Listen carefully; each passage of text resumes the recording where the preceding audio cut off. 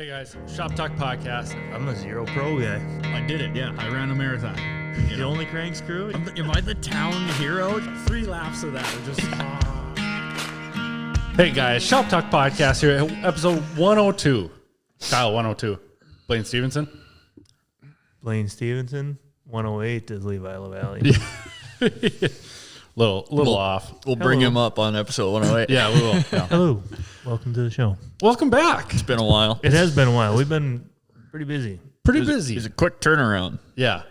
We went and did the DitchBanger National, Kyle.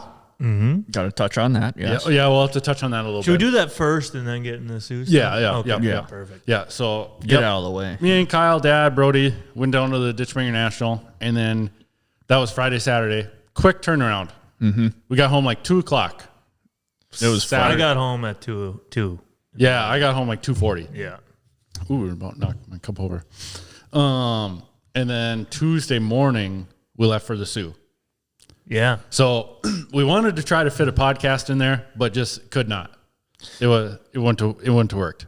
We I got a tried. family. And Yeah, we tried. We talked about it. Yeah, there was talks about it. It just didn't happen. Yeah. So sorry about that. And then we went out to the Soo. So we were out at the Soo all week. And then now, what day is it today? Wednesday? We Yes, could have we're done Wednesday. it if I would have rode with you, done it in the pickup. We could have done it if we would have brought all the stuff. We could have done it coming back from Elk River. That would have That would have been a good one. That would have been pretty That would have been a good one. We laughed a lot the way I forgot about that. That was hilarious. I told everybody about that. I told a couple people about Oh, it, but my God. since the Soo, I haven't thought about it. Now it's bringing it back. I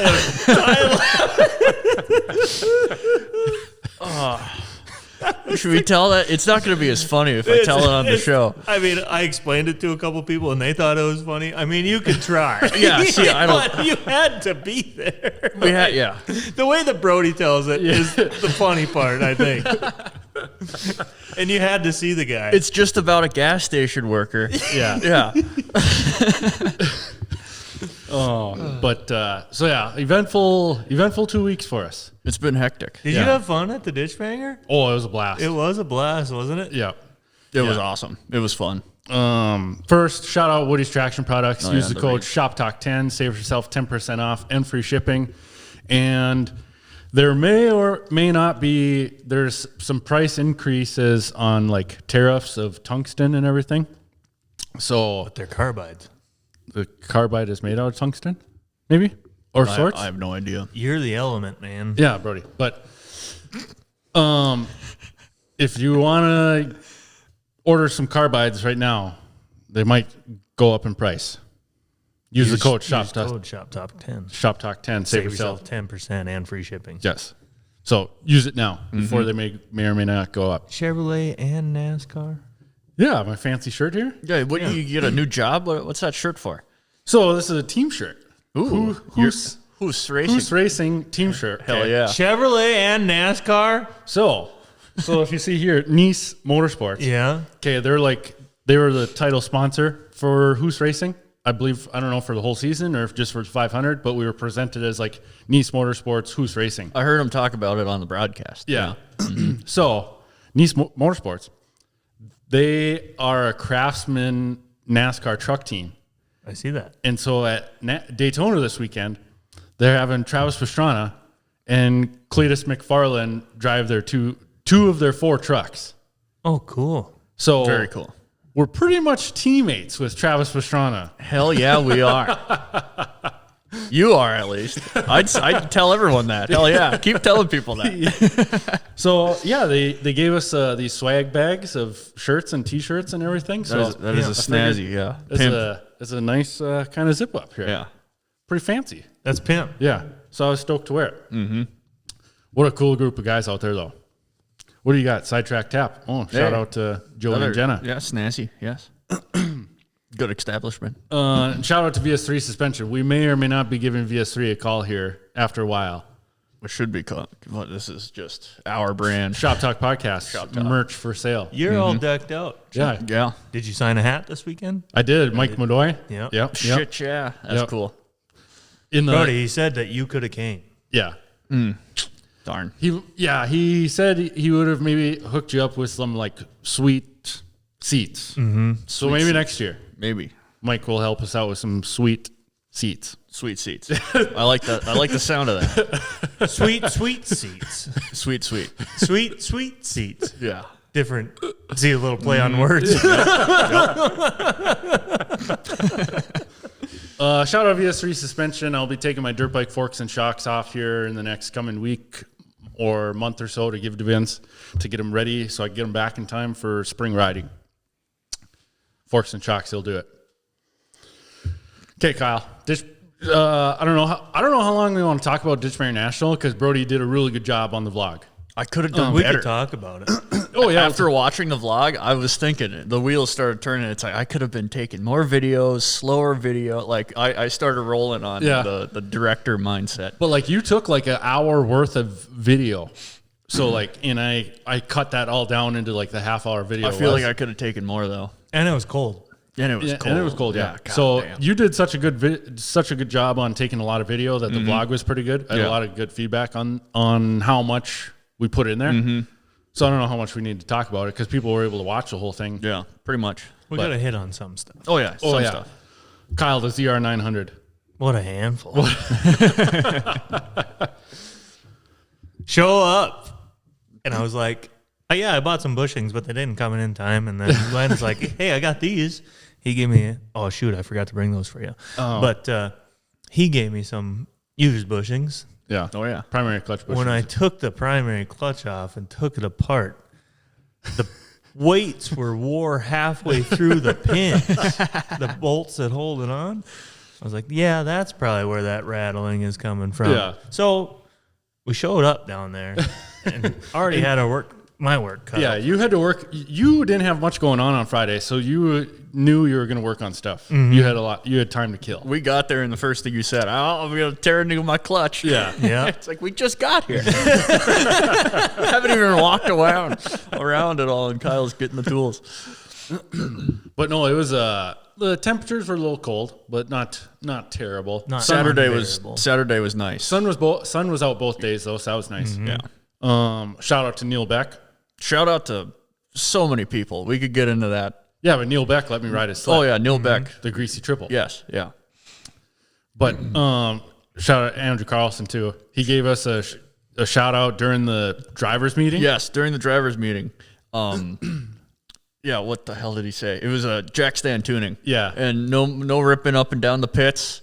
And if you're going to be jack stand tuning, pretty sure Gunnar Arlo is here. He could teach you how to do it. He Yeah, said something jack like stand that. etiquettes Yes. or something. Yeah. Gunnar Arlo's here. Yep. It would have been so funny if you would have said Gunny Jack stand. I honestly, I'm surprised he didn't. That would have been funny. But no, that was pretty fun. The Pro X2 ran good. Sounded awesome. It did sound good. I was like 6 for 6 on hole shots of being in the top 5 at least, but then no mid range pull at all. None. Flat on his face. You Like, could see it in the video. I had people passing me down the backstretch. Yep. I'm like, I'm making a lot of noise right now. I'm not going very fast. Yep. So like, I'm gonna play with some different stuff, clutching stuff this coming next week. So and then get it ready for maybe Levi LaValle's Try 5. Or there's that DitchBanger they're advertising in Fertile. Yep. So it's either maybe Levi's Try 5 or Ironwood is the same weekend. Mm-hmm. So either one of those two. But then the following weekend is when they'll be out at like Jay Middlestead's place Oh, for that last core race. Yep. But then Logan Christians is on that same weekend too. So Okay. it'll be at Logan's. So it's either Try 5 or Ironwood and then Logan's. So we got to get some testing in to be better for sure. I could care less to ever go back to Ironwood. If they have more snow, More snow, not mud and rocks. water. Yeah. You're driving through the water and it's coming over the headlight. Not a good sign. No. Oh yeah, down at the bottom of that Yeah, hill. Yeah, yeah. that was deep. It was deep. And there was no way around it. You had to drive through it. Yeah. Who'd you ask? Like you asked a Aaron Christensen. He was sitting there. I was like, Aaron, how are you going through that stuff? He's like, just drive through it. And he's like, it won't take in water. Yeah, right. I seen Evan when I was looking at Evan Peppel's sled, and it was like somebody took a handful of sand and just threw it down in the belly pan underneath the clutches. I'm like, oh my god, That's Yeah, nice. everything was taped off. Still got in there. yeah. But did you have fun at DitchBanger National? Yeah, I Kyle? did. Your first experience of it. I did. It was fun. Looking back on it, I had a lot of fun on the course. Yeah. It was pretty fun. Yeah. Just wasn't confident enough to smack off the face in them heats. Oh, you yeah. know, where they wouldn't groom. Yep. You know, I just didn't have the confidence to smack off those 5-foot moguls. Yeah. Yeah. So I was trying to double them. That was fun. Yeah. But 500-pound sled, not fun to hang on to. You're going where that thing's going. Yeah. You know, you're not reefing that thing around. Did it make you think of getting a different kind of sled for next year, or are you just No, that No? thing is prime. just Primo. It's you got new clutch bushings? It's good to go now. Yeah, we're Yeah. good. It survived that weekend, and the thing just keeps running. I was hoping it was going to break. It never did break. So you're gonna bring that back down there again if you go next year. If we go next year, if it lines up, Yeah. Oh, I'm going. Yeah, if it lines up, I'm going no matter what. I'd like to build a Pro X, you know, because that's kind of my my groove. But Yeah. the thing just worked all weekend. Yeah. So maybe some twin pipes. Ooh. Yeah. You do have that big. What is it on there? A black magic pipe. Yep, black magic pipe on there, but need some twin pipes. Yeah. That would be pimp. Yeah. Really throw a wrench in that tuning. But it was good. I had fun. It was kind of a demo derby, but you know what? Most races are. When you jam-packed 30 machines onto the course. I think that's where those snowcross kids are in a different world than we are. They see lines different than we Well, do. that and they see other sleds as berms. Yeah, well, they are the bank. Yep. Yeah. Yep. I'm going to make this corner tighter than you because I'm going to bank off of you. Yes. Precisely. The first time I got onto the course, got a really good hole shot. Yeah. Like, I think me and you were like third and fourth off the line, and then like come down the straight stretch. I'm like, okay, it's going good so far, but it's really rough, you know? Yeah. And then we go and make a left-hander, and then there was a second left-hander where all them big, huge Where it moguls kind of were goes at. downhill a little Yep, bit. downhill, and all them huge moguls were at. Watched the first guy double it, you know, like I was kind of peeking my head over the snow dust, and watched the first guy double it. So I dropped down in a hole, Yeah. and I'm rearing up to out of the hole, Yeah. you know, and try to double. I couldn't see where that guy went because it's going downhill. And it was full of snow dust. It's full of snow dust. So I just poked and prayed. Before I could do that, a ZR 440 come up over the bank and crashed, T-boned me. Somehow T-boned you when you're both going in a straight line. Yeah. He come over the berm, and he used me as the berm, but his ski went up and under the belly pan, and his A-arms got wrapped up in my A-arms. Yeah. And I reared up and goosed it, and it just went, roar, roar. I was like, okay, obviously we're not going anywhere right now. And he's like, go. I was like, roar, roar. Smoking the shit out of the Was belt. this when you were pointed downhill? Or that was a different time? That was the different time. Oh, okay. That was okay. the second heat. Yeah. Yeah. It got worse somehow. But yeah, I was like, roar, roar. And finally that kid got off his sled, and that must have been enough to change the sure. geometry. And then I went from a dead stop into a straight double. Just whiskey throttle into a No, double. I was prepared for it, like anticipating it. But yeah, like big 900 gets up to speed fast, you know. It's not like you was rolling that thing. It come to life, doubled that one, and then went on about my day. Yeah. Stayed clean the rest of the race. Not clean, but, you Yeah. know, a couple taps, bumps, rubbing. Tickles. Yeah, the tickle, couple tickles here and there. Get you. Just leaning over. Sat on a lot of people's hoods going around the corners. Yeah. You know, did a lot of that. But, then I don't know how your first heat went, but you can go on about it. Mine was decent start and then just snow dust. them snowcross kids, they don't care on which way, cockeyed, any which way they're going to hit them bumps and just slap off of them. They do not care. No. Where like I was like, okay, I'm not doing that. I don't want to do that. Yeah, I'm not doing that. So then just mediocre. But I knew for pro, we were all going to qualify and we were all pretty much going to be on the front row. So I didn't really care about the pro stuff. 30 plus, Andrew Carlson kicked my ass. 30 plus was a heater of a lineup. Yeah. And then triple class, racing Neil Beck's triple. I should tell Neil to weigh that sled. I wonder how much that sled weighs. It was the heaviest, fastest sled I had ever ridden in like the throttle pull. Neil said he was going to measure it. It had been like 50 pounds. So for like our ZRT, it's a heavy throttle pull, like heavier than usual. But for Lake Le Mans racing, you're just wide open and just holding it. Yeah. Down there, you're just constantly jackassing the throttle, and my right arm just blew up. And so, like, I even did the wraparound. Oh, yeah. Around that one right-handed corner. Yeah. I was doing the reach around. I pulled that out 2 times. I remembered that. But, so yeah, I went like 2-2 and 3-3 in qualifiers. And then terrible in pro. But, what the hell? That right-hander, people are anticipating for you to hit them, too. Like, I was going around the corner. Yeah. And, like, there's always somebody on the outside. And, like, I could easily... Yeah. run their skis over to get the inside line for the next corner. And people are anticipating for you to hit them, like coming out of that corner. Oh, yeah, I bet. Yeah, so like they're sitting, they're rearing up to go, and they're like, so like, but then I always kept it clean. Every That was time. where- I was like, you should acknowledge that I'm a nice guy. Exactly. I could have hit you really hard there, but I didn't. That was where Andrew Carlson, I kind of tipped him over, but he was...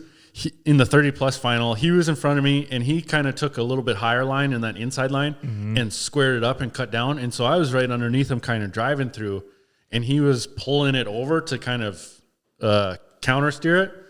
And he kind of just pivoted on like my ski and it just kind of just tipped him over. And like, if I would have been right on him, I would have just drove right into him. But I was far enough back where I kind of just dodged it and went around him. And he still ended up catching me. But yeah, that was where I got run into a couple times there. It's like, quit blowing holes in my ship. Pirates of the Caribbean. That's like, that's all that weekend was. Stop hitting me. Yeah. It was like my sled's no more dings or dents than it had going down there. Your 1 foot well is caved in a little bit. Yeah, and belly pan scratch. I'm missing the clutch bolt cover now. Yeah. On the belly pan. Oh, yeah, I was throwing snow on that every time I walked by. Just gravel. Just a handful. Just a handful of whatever. But your second qualifier, you almost end up in the lake. I was pointed straight to the lake. So that one, for some reason, got another really good hole shot. I took the inside line that time. Well, I kind of pushed somebody out high in that first corner. Like you do. Sorry. Like you do. And he was driving it in. So I pushed him out. He was driving it in. Yeah. And we got tangled. And somehow we got pointed in the right direction. And I was going. I was going down that straightaway. And I don't think he was going. I don't think he was on the throttle. Oh, really? Yeah. So I was dragging this fucking dude down the straightaway.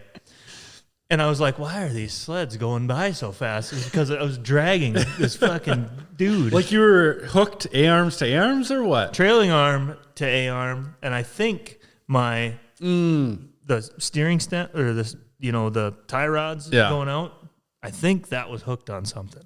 Oh. So get going down the straightaway, and I'm hoping that it just comes apart. It doesn't. He starts steering to the left into me, and then we're still hooked. Like that's going to fucking do anything. That'll help. Yeah, that'll help. Steer into me. So tries pushing me off the course, like into the trees where that lake is. The two trees. The two trees. The only two things that you can possibly hit. Yeah. And it's really hard to hit. Yeah. So he like pushes me off the course, and the sled starts to go downhill. Yeah. Well, he's coming with me. The fucking idiot. You stupid idiot. You goddamn stupid idiot. So he pushes me off the course, and by that time, it's all soft snow out there. Yeah. So it yanks me. I'm pointed downhill, and I got stopped like 3 feet before the tree on the north end of it, like squared up with this tree. And this dude's still tangled up with me. So we stop. Come to a complete stop, and there's still snowmobiles. The race isn't going to stop for you. Right. Yeah. So, Like off the start, or we lapped you? no, off the start. Oh, okay. Oh, this all happened within like 15 seconds. Yeah. And I'm pointed downhill, and this dude's looking at me like, well, what do we do? Like, pull your fucking snowmobile backwards. I don't care.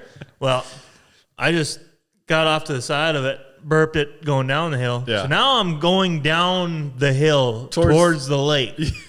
And I pulled a quick Chris Brandt, jumped onto the running board, and carved out of it. Yeah. And that dude got going, and I carved out of it right next to him again, and then blew his doors off down the straightaway. And never seen him again after that. So I pulled some Chris Brandt maneuvers on that straightaway. Yeah. Still didn't come in last. Amazing. Yeah. What a day. What a day. And I got to wear a cape, so that was cool. Yeah. You wore the Schaefer's cape the whole for the finale. For the finals. Oh, then I had the Dash for Cash after that. Yeah. That was really fun. The Dash for Cash, they lined you all up on different segments of the track. So essentially the pros were like a lap down and they had to catch, and you didn't end up in the right flight, but it would have worked in your favor. It would have worked in my favor. But Well, it did work in your favor. I don't think it did. I don't know. But that was just chaos. It Just was. Instant chaos. Instant, yeah. Yeah. But it was fun. Yeah. You got eighth? I think it was Yep. eighth. You got Eighth in the Dash eighth for out of Cash. 30. I mean, a 15-year-old kid won, but Yeah, he was fast. yeah, he had that Gen 2 I'm pretty going, sure he passed me. he had that Gen 2 going fast. But no, it was a blast. I'll definitely do the Dash for Cash again if it's that smooth Yeah. to start off with. Yeah. Start off with, I was like, oh, I'm winning this bit. Like, I was gone. You're done. But then that developed into Yeah. a snowcross track. That's where I don't know if they were short on time this year or what, but it seemed like last year, just before every final, was a full groom. Yep. And this year it was like more of a half groom kind of. They just run over it twice and then. Well, last year I think they had both groomers going. So both groomers would just side by side make like 2 laps and it'd be done. But this year it looked like, I don't know if one broke down or what, Yeah, but it was just one groomer. They would do like the first corner. Yeah, and then just like one pass Yeah. around, like do the high side here, do the low side here, do the high side. So like no matter what, like one line already had a few bumps to it already. That was where it was. They groomed right after. They did a full groom right after our triple race, and I was like, that's the race I wish they would have groomed the most. Yeah, right. Was to start flat. They always groomed right before the leaf springs. I was like, Yeah, don't do that. Did you get it? Did you get an itch to bring a leaf spring down there for next year? Maybe. But those guys have a lot of modifications to them, Right. at least in the open class. Right. I don't know how it would be in the stock class, but Yeah, I don't know. It would be fun. But Brody, It does look like fun. there was 281 Panteras down there. I think. yeah, Did see that. we were walking. Was that the ones you were like, that's my top 5 favorite sled? Yeah. Yeah. Yeah. We were walking past them. Yeah, and they had the windshields cut way down low. I Yeah. was like, I know somebody's been through them things. 'Cause the windshields on them are like 3 feet tall. What did that one guy say to you, Brody, in the beer tent? Well, he asked me what happened because there was a bad crash. Yeah. Was that on Friday? Was that Friday?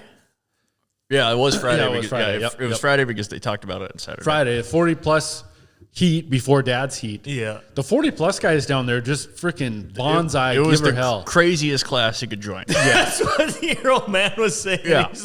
He's like, join the 40 plus class because you think some of these guys would be smart. Not a one of them. No, no, their wife is watching, and they're gonna show her who's boss. by getting 12th in the On a 40 plus class. 98 of the- ZL 440. On Saturday, one of the other 40 plus guys, he said the same thing to Dad. Yeah. Like, God, I joined this class because I thought it was going to be safe, but I'm joining Sport Light next year. Yeah. So there was like 2 separate incidents, and there was like 4 ambulance. Let's get into that here. What? The word?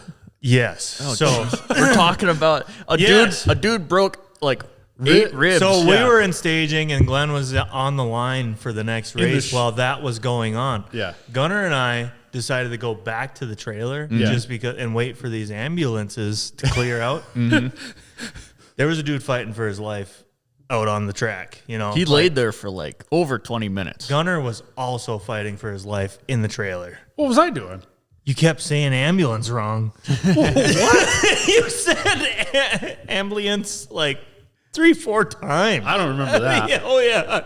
And I'm sitting like behind you, and you said it one time. I was like, oh. And then it just kept happening after that. I didn't know if you were trying to do it on purpose, but I don't think so. He said it like a bunch of times. I was like, yeah. Oh, fighting for his life, trying to pronounce ambulance. Oh God. But yeah, there were just like 2 separate incidences going on, and just chaos. Yeah, it was bad. It was gnarly. It was not cool to watch. Dad, he couldn't get a whole shot to save his life. Nope. And just mid pack every In the snow dust. in the snow dust every race he did. So I'm sure he had fun, but I'm sure it would have been more fun being up front. Mm-hmm. He was thinking that Cobra 1.5 was not the ticket. He's thinking maybe the lugs are too close to each other. Instead of like a snowcross track where they're bigger and they're farther apart so they can scoop more. Maybe that Cobra they're too close together. Bobby LePage, 1-inch track I know. Yeah, some of the people. on a single pipe XLT. 97 XC 600 Yeah. wedge chassis. Yeah. How does he do it? I don't know. That's where.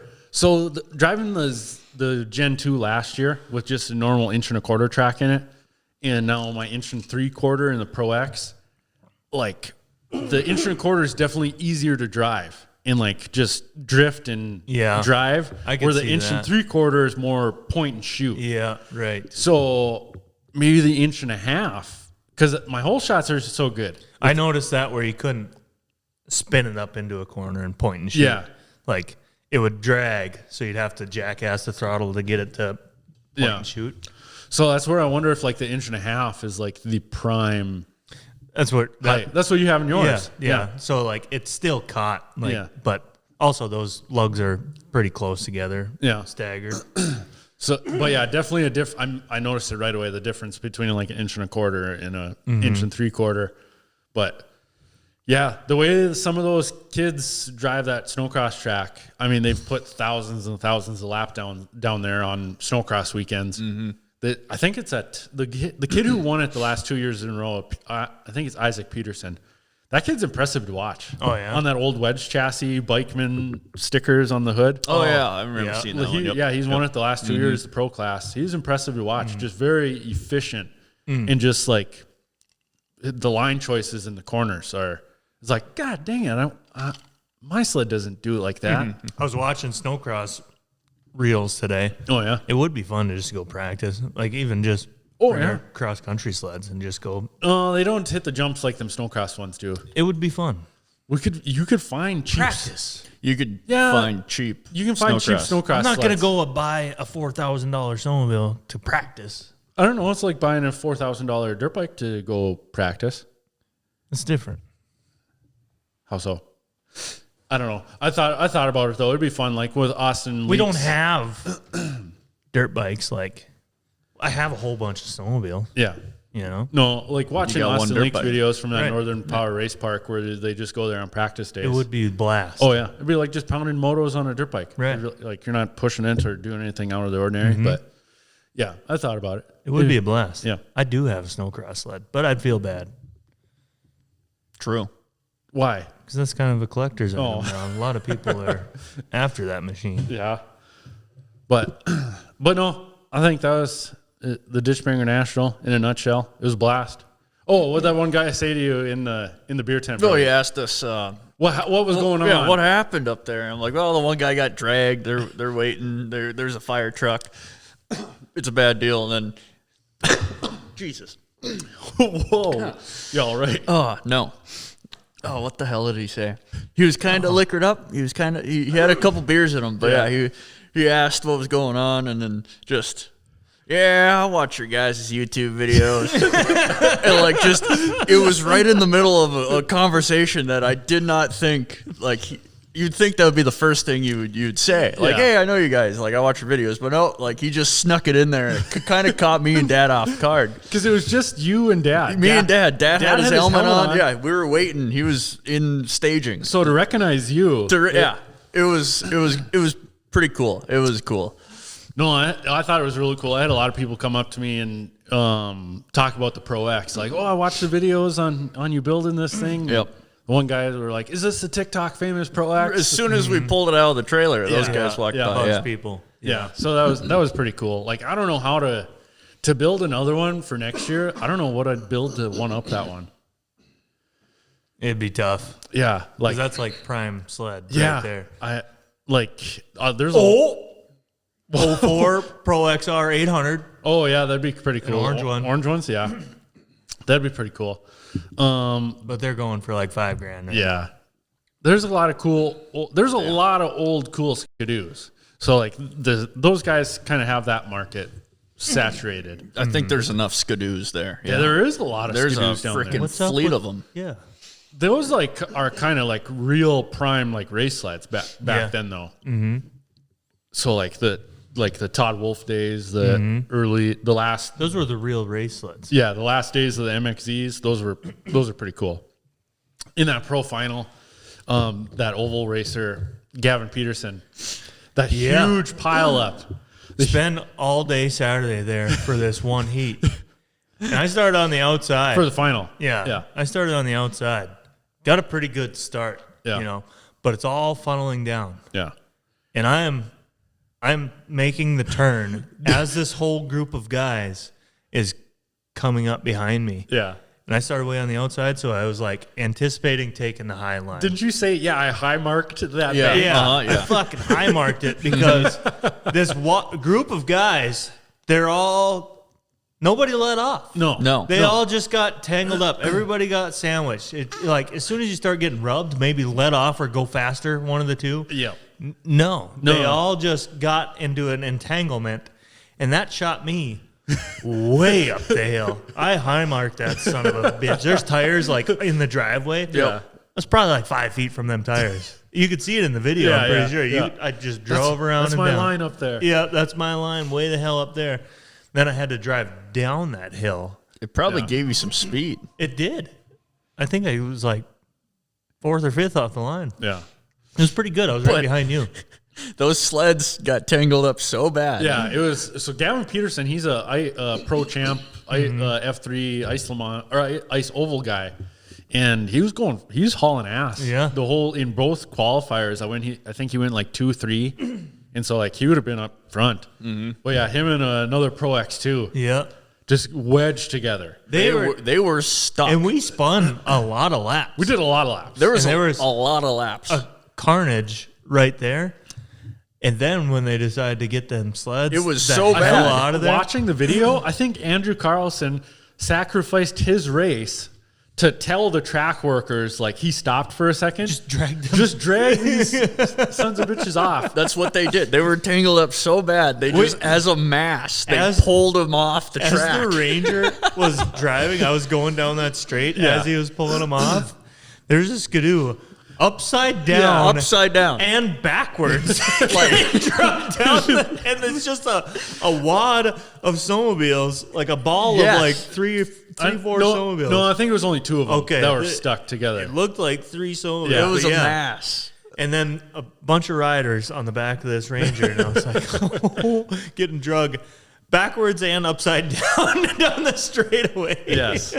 I did chuckle inside my helmet when I seen that. I was like, oh my God. And It was so funny watching it. Bobby Mini, I think he did the shocks for him. And he said that guy had a lot of work and time into that sled. And then just have that happen off the start in the final. To get just balled. Oh, Yeah. Sit around all day Saturday for this final and then make it 100 feet into the fucking, and then just, carnage. But yeah, it was, I got a good start in there in the final and just fell back like 2-3 positions and just maintained that. It was... I was catching you, and I was gonna pass you. I put the whole final in the video. Yeah. In the video, you guys got you're close to him. Yeah. I was thinking And this then- might be a good battle. And then there was a bunch of sleds that come in on that right-hander. Yeah. And I was gonna slingshot it up next to you in that corner because you went outside, I went inside, and I was gonna slide it up next to you, but there was a group of sleds right behind us that were high-siding, and then they just had a straight line. And before I could make that right-hand turn, they pushed me out. Yeah. I was like, that's my friend. Just let me go with him. But no, it was a blast. Shout out Neil Beck for letting me ride his triple. Yep. Appreciated that. Had a fun supper with him and Garrett. I want to. You keep saying Gavin? Gavin. I don't know why Gavin got into my head. Garrett. That was a cool bar. Supposedly Garrett got ran into during the Yes. pro light final. Yes. Did you see the sled? Rear-ended. Yeah. Yeah. Like it was dying on him, coming up to the start finish line or something. He threw his hand up, and one guy just bam right into the back of him. Yep. Yeah. Gnarly. But yeah, shout out to everyone that said hi and enjoyed the vlogs and enjoyed the podcast. There's too many names to even say, and I forget half of them anyway. But yeah, it was super cool to meet everyone. Yeah, thanks for stopping by. It's- And even asking questions. I had a cure for that one guy that came in the Yes, trailer that and was asked super questions. cool. And Oh yeah. No, well, we don't know if it helped him or not. no, Guarantee you that's what it was. Just go 'Cause with he the said story. The coil was loose. I'm like, bingo. Yeah. but yeah, we borrowed people tools and funnels and zip ties, and every interaction I had at the DitchBanger was super cool. And I thoroughly enjoyed it. It was awesome. Made But it home all right. Thank you, everyone. Yeah. Thanks for dropping me off at my house. Out of the way, a couple miles, but I thought that one guy wanted to buy our jack stand when I came from. yeah. What did he say? Yeah. What do you get for one of them? Yeah, how much would you sell one of those for? I'm like, what do you mean? Like, how much would you buy one for? I'm like, I don't know. He's like, well, I got a couple of them, and I never use them. I'm like, Yeah. oh, okay, this is making more sense now. What do you get for one of them things? Yeah, like. It's Are not you- for Are sale. you, that was my first thought. Like, are you trying to buy our jack stand that we just got done using? He's like, yeah, I saw you over there on the line. Oh, and you then took it. I goofed up after the DitchBanger. I forgot my transponder in the sled. Oh yeah. So then we turned around and went back. We were already at the gas station on the way. Yeah. And I walked into the whatever Gazebo? you call it, where they announce it from anyways. And Oh, there's a- yeah, the- Storing. Yeah. The building. The yeah, building. the building there. Yeah, the centerpiece. Yeah, whatever. And I almost told you guys to just leave me. Because it was like, You should have came and got me. There was a rave going on. it was and flashing lights everywhere, and there's people everywhere. I was like, just leave me. I'll get home somehow. I'll get home tomorrow sometime. We could have probably made it home. Oh, yeah, for sure. There had to be somebody going north next day. Yeah. probably. So I broke that rear torsion spring. Yes. And then, so shout out to Alex Kennison. Yep. The guy who donated us Super cool. other torsion springs. Yeah. Yes. There's some kind of sixth sense going on there because he gave them to us before I broke one. Very so like cool. maybe he knew I was going to break one. No, He's like- he gave it to us before you found out that you broke one. Yeah. Yeah. So like Yeah. before I got it. Yeah, Or it before, broke, and then he brought them, and then we found out that yours was No, broke. no. He brought him before the pro final. I broke it during the pro final. I thought he came after when Nope. we were loading No, because he everything. left before we raced. Because I said thanks to him while we were in staging. there. Oh, he had a cool Yamaha. Yeah. Yep. Is that the one with the 1.5-inch paddle track? Yeah. that yeah. shaved down. Yeah. I He think dynos, Harleys, and Yeah. Yeah. Super cool guy. Very, very cool to meet him. straight bar track. Yeah, that he yeah. shaved down to 1.5 inches. I think. Yep. Those are sweet tracks. But Another guy, he borrowed some zip ties, and he was just, hey, you guys got any zip ties? And yeah, here you go. And he came back. do we have a sign outside saying Factory Players Racing Shop or what? There was three. The dude borrowed support trailer? The kid borrowed a hammer. The skidoos in front of us borrowed a funnel. He was pouring race gas out of a 5-gallon pail. Yeah. Gas is going all over a seat. I don't know who built this sled. I'm assuming you guys did. Like, why'd you put the handlebars over the gas tank? Yeah, I watched your guys' YouTube videos. Yeah, watch your guy. Grab me that Budweiser. So then somehow we leave with little to no time to where'd we go? Hardee's. They close at 10. we showed up. We at walk in there 9:50. at 9:50. At 9:50. And the grill is cleaned, and this dude's talking on the phone. It's like a landline phone. And he just walks away from the counter. I'll be with you. Be with you in a minute. 1 minute. And walked away. It's like, bro, 1 minute, you're going to be close. And the cook was standing there looking kid at in us the like, back. these motherfuckers. The kid in the back was just glaring at us. So they left us. We walked out. You tell the story about the gas station attendant Yeah, was so- why we were laughing so goddamn hard. The suspense. We we left it. You gotta tell it, Brody. We ran across the street to a Speedway gas station. Yeah. We're in there trying to find chuck wagons. The generic chuck wagons. No supper at all. No supper. No, there was nothing on We the got rollers. shitty- There was a couple roller dogs, but they looked like they'd been on there since noon. Yeah. So I Knowing the guys that worked there, they were probably there a couple days. One dude was wearing a Tool shirt, the band Tool. Oh, Tool, yeah. And his hair was greased and slicked straight back. I was like, this guy gets it. Yeah. So I got my stuff, and the guy, he said something, and I was like, oh, yeah, we're driving home 4 hours north. Bemidji? Oh, is that up by Big Lake? Yeah. 4.5 hours north. And you were like, yeah, Bemidji area, you know where that is? He's like, oh, yeah, that's over by Big Lake. It's like, no, look at a map. So I walked out, and then you guys. Oh, so, Then Kyle okay. talked to him. Okay. I talked to him for a little bit, but my impressions of this guy was Jonah Hill from Superbad. Yes. It was You like know, a scene out of Superbad. It was a spitting image of Jonah Hill from Superbad. Yeah. Curly hair, stood straight up with like a 6-inch circumference around his head. It was perfect. His cheeks were about as red as It's that like beer they- can. It's Pale, like- white as this table, Yeah. but his cheeks were beat red as that can. It's like they just got done slapping each other for 10 minutes straight. But it his was glasses wild. were like the Buddy Holly glasses that were like a 1/4 inch thick. Like bubbles. Like bubbles. Yeah. And this dude is just chatting us up big time. And I loved him. I wish we could have brought him home. I could ball him up and Yes. he could just be my little buddy. He would be here with us You right could take now. half my paycheck and we'll just hang out all day, all the time. Me and this guy would have been BFFs. No facial hair, nothing, just sweet young man. And he was very nice to us. But Brody, tell him what happened. So we get some generic chuck wagons. Yeah. And we're arguing about the microwave. Yeah. And Glenn put his in there. I was like, yeah, just throw these damn things in there too. And he's like, no, it doesn't work like that. When you put more in there, it takes longer to cool or warm up. And I was like, He didn't know that. I was like, We're trying to explain to him what a microwave, how it works. I was like, they're microwaves. It's unlimited waves in there, man. So I put mine in there for like a minute with Glenn's or whatever. And then I was like, okay, it's warm. It's good. So I brought it up, paid for my shit. And then Was it warm? It was warm, you know. It wasn't hot. No. But these guys took their time in there. Yeah. We put ours in there for a couple minutes. Thinking of hot. They were hot. We found like these plastic napkins to pick them up with because they were so damn hot. We bring them to the counter, we throw them down, we throw our drinks down. He's scanning the drinks, and then he's got to flip over the sandwich to scan it, and he picks one up, and he picks another one up. Fuck. Fuck.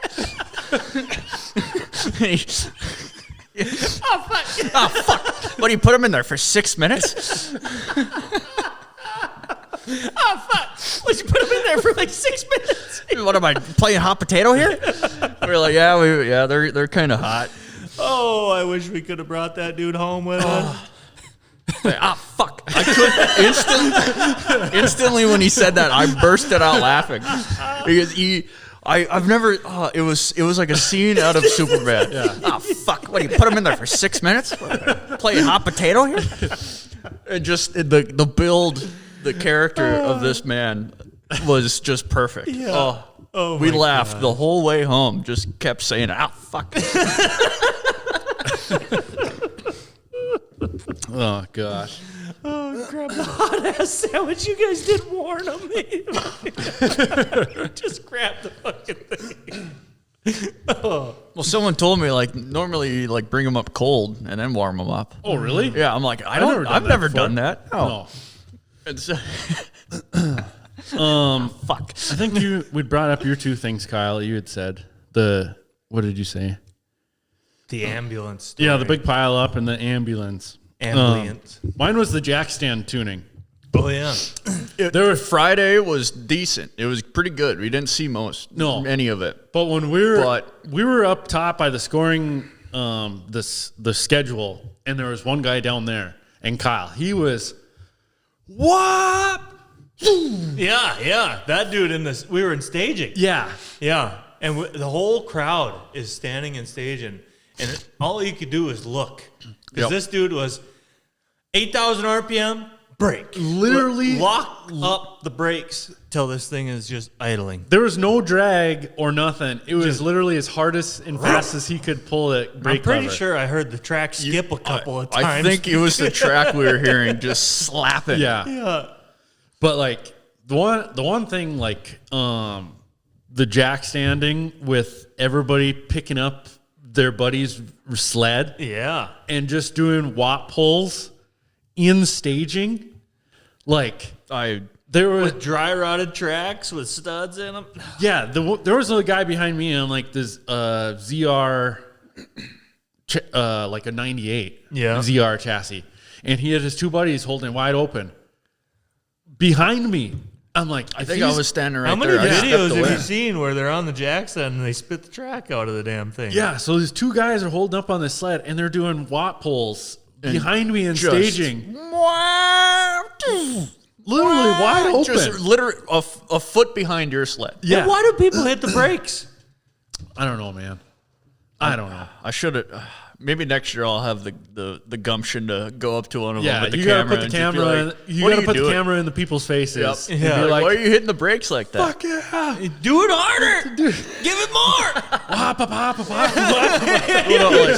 I was more We should thinking. have somebody record Brody going up to people doing that. And Yeah. go like that. I was more thinking about like an interview style. Like, hey, why are you doing that? Yeah. I mean, I just have the camera there. that's one thing that I don't know if they should try just for safety, just enforcing it a little bit for safety of the. If you don't have a jack stand in staging, you can't run your sled. You're SOL. You- Yeah. Or you have to at least ask someone to borrow, their jack stand. There was if a guy you that really want. borrowed our jack stand. Yeah. And he, like, I'd set it here and I was walking back to go get it and it was gone. I'm like, where the fuck did that go? And then here this guy's walking back with it. I'm like far enough away from him and I have earplugs in and I'm like, hey, that's my jack stand. Oh, well, I was bringing it back to where I found it at. I said, well, I was looking for it. Yeah. And then These aren't complimentary. Yeah. At least ask for it. But yeah, the DitchBanger National stuff, absolute blast. Yeah, It was fun. a great weekend. Yeah, it was fun. So definitely. Didn't come home with no hardware, but just a lot of memories. Yeah. Yeah. We could look back on this story. Or I these did. I got stories. that giant banner from Spencer. Oh, Yeah, the you bolt. haven't put the bolt. Well, I was it's looking still for in the trailer. No, I got it. Oh, It's you here. grabbed It's it. up Oh, there. yeah. I just don't Yeah. know where You to got put to it. move your damn toolbox. I know. And put it on that wall. I was gonna put it over there, but it's way too big to be over there. Yeah, And so I you think gotta- I'm either gonna put it over there. You should put it right here because the bike stays Well, here. then it would cover up the outlet that Gunner uses for the. No, wouldn't it fit on the ground? Isn't it? No, it's too big. Oh, it's too tall. It's too tall and it's huge. It's big as hell. It's like like the size of the bike. It's big. I looked up a video on how to hang it from a ceiling like the best way. So Yeah, you I was could do also that. thinking that, but I don't know. Yeah. But yeah, good times. Good times. You're starting to accumulate some shit in here that a shop should have. Exhaust pipe, tires. Well, most of that shit is going in the burn pile when Regan lights up his. You're not supposed to tell people Yeah, that you you're can't burn burning tires, Brody. What the hell's wrong with We you? do it all the time. Every bonfire, there's someone's throwing a tire in it. Saving those for the burn pile. There's a fucking tire shop down there that'll get rid of them for you. No, it costs money then. Yeah, $10 a tire. yeah. It's cooler to watch a burn. I don't know. I'm keeping those around. Hey, I'm saving those. I'm saving them to burn. What are you drinking, Kyle? What is that? Sipping on Ciroc. Ciroc. I think that's. Don't rappers sing about I think that? Diddy. Oh God. Oh God. Whoops.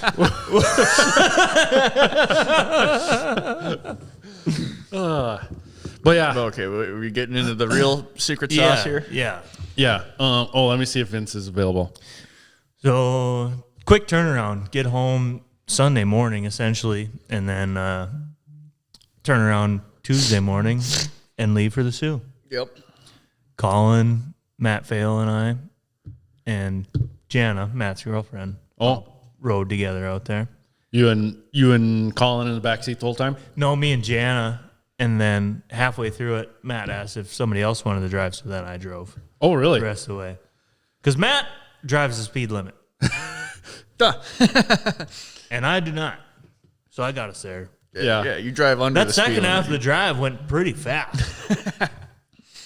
But Oh, we missed Vince. He's at dinner right now. Oh, well, son I'll of a say, gun. okay, just call us if you finish. yeah. But Son of a gun. yeah, so the drive was pretty uneventful. Had to call 911 because leaving Ashland, there's a drunk driver. He was What? clearly intoxicated. And he was driving from Ashland, and we followed him all the way to Ironwood. You know when you get to Ironwood, there's that roundabout Yeah. there? He took a right, and then he stopped in the roundabout, like on the first exit? Yeah. Yeah, on the first exit. And he just turned into the oncoming lane and come back into the roundabout and got going straight. So, like, he was behind us after that. Yeah. We were like, yeah, we called him in. Did you watch him get pulled over? No. We were like, we are eastbound on Highway 2 Yeah. going to Ironwood. We called it in before we got to that roundabout because he was in oncoming traffic. Like, I was like, we're going to watch somebody die here. Really? Yeah. At noon on a Tuesday? It wasn't even noon. No. It was like 10 a.m. Maybe you just didn't have his Adderall yet. No, he passed us in Ashland, and he was clearly intoxicated. Really? Looked Oh, like geez. it. And we followed him all the way to Ironwood. He was probably headed to Hurley. That would be my guess. Remember, probably if you wanted to go to Hurley so bad? So bad. We shouldn't have said that. What? Bleep that. We talked about it after Ironwood last year. Oh, shoot. I forgot to continue on. I got to find the We've been lacking on the fantasy stuff. I did you right, though. I did you right. Every point that we got to on the drive, I brought up the fun facts. That Gunner always brings up. Yep. The Snap Fitness in Ashland, the McDonald's in Ashland, and then right along the way, Super 8 in Ashland, too. Super 8 in Ashland, and then we got to Ironwood, and I started busting out my own little facts, where Yeah. we stayed and where the race was, and and then I brought up the big fish out of the big fish. Lake Superior. Yep. And then all the ice shelves in Marquette, Yeah. how they build Yeah. up.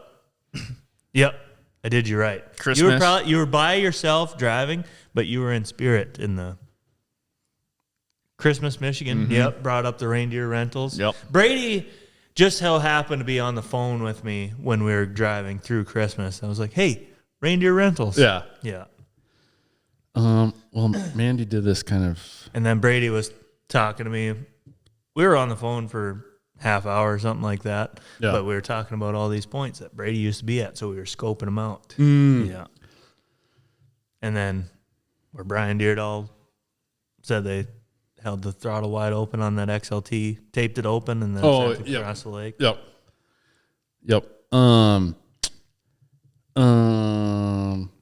Good content. Lots Sorry. of ums. Well, our fantasy stuff, the way Mandy has it listed here, it's not very easy to read. But for Manville, we didn't talk about Manville at all. Oh, yeah. For fantasy-wise. So Colin Grover wins Manville. What? Do we have a gift? Yeah, a Wensloff Performance hat or a Fox hat or Is that a Schaefer's hat? whatever Colin wants. You could have that. Well, no, I'm not. I'm not going to give that picture of my broken collarbone away. So, and then I'll figure the rest of the stuff out there. But for the Soo I-500, Yeah. So we had Alan Teach. Alan Teach, actually, him and his buddies came out there, and they were at the Soo, Brody. That's it was so like cool. a 7-8 hour drive for them to come watch. Damn. So that's dedication. Yep.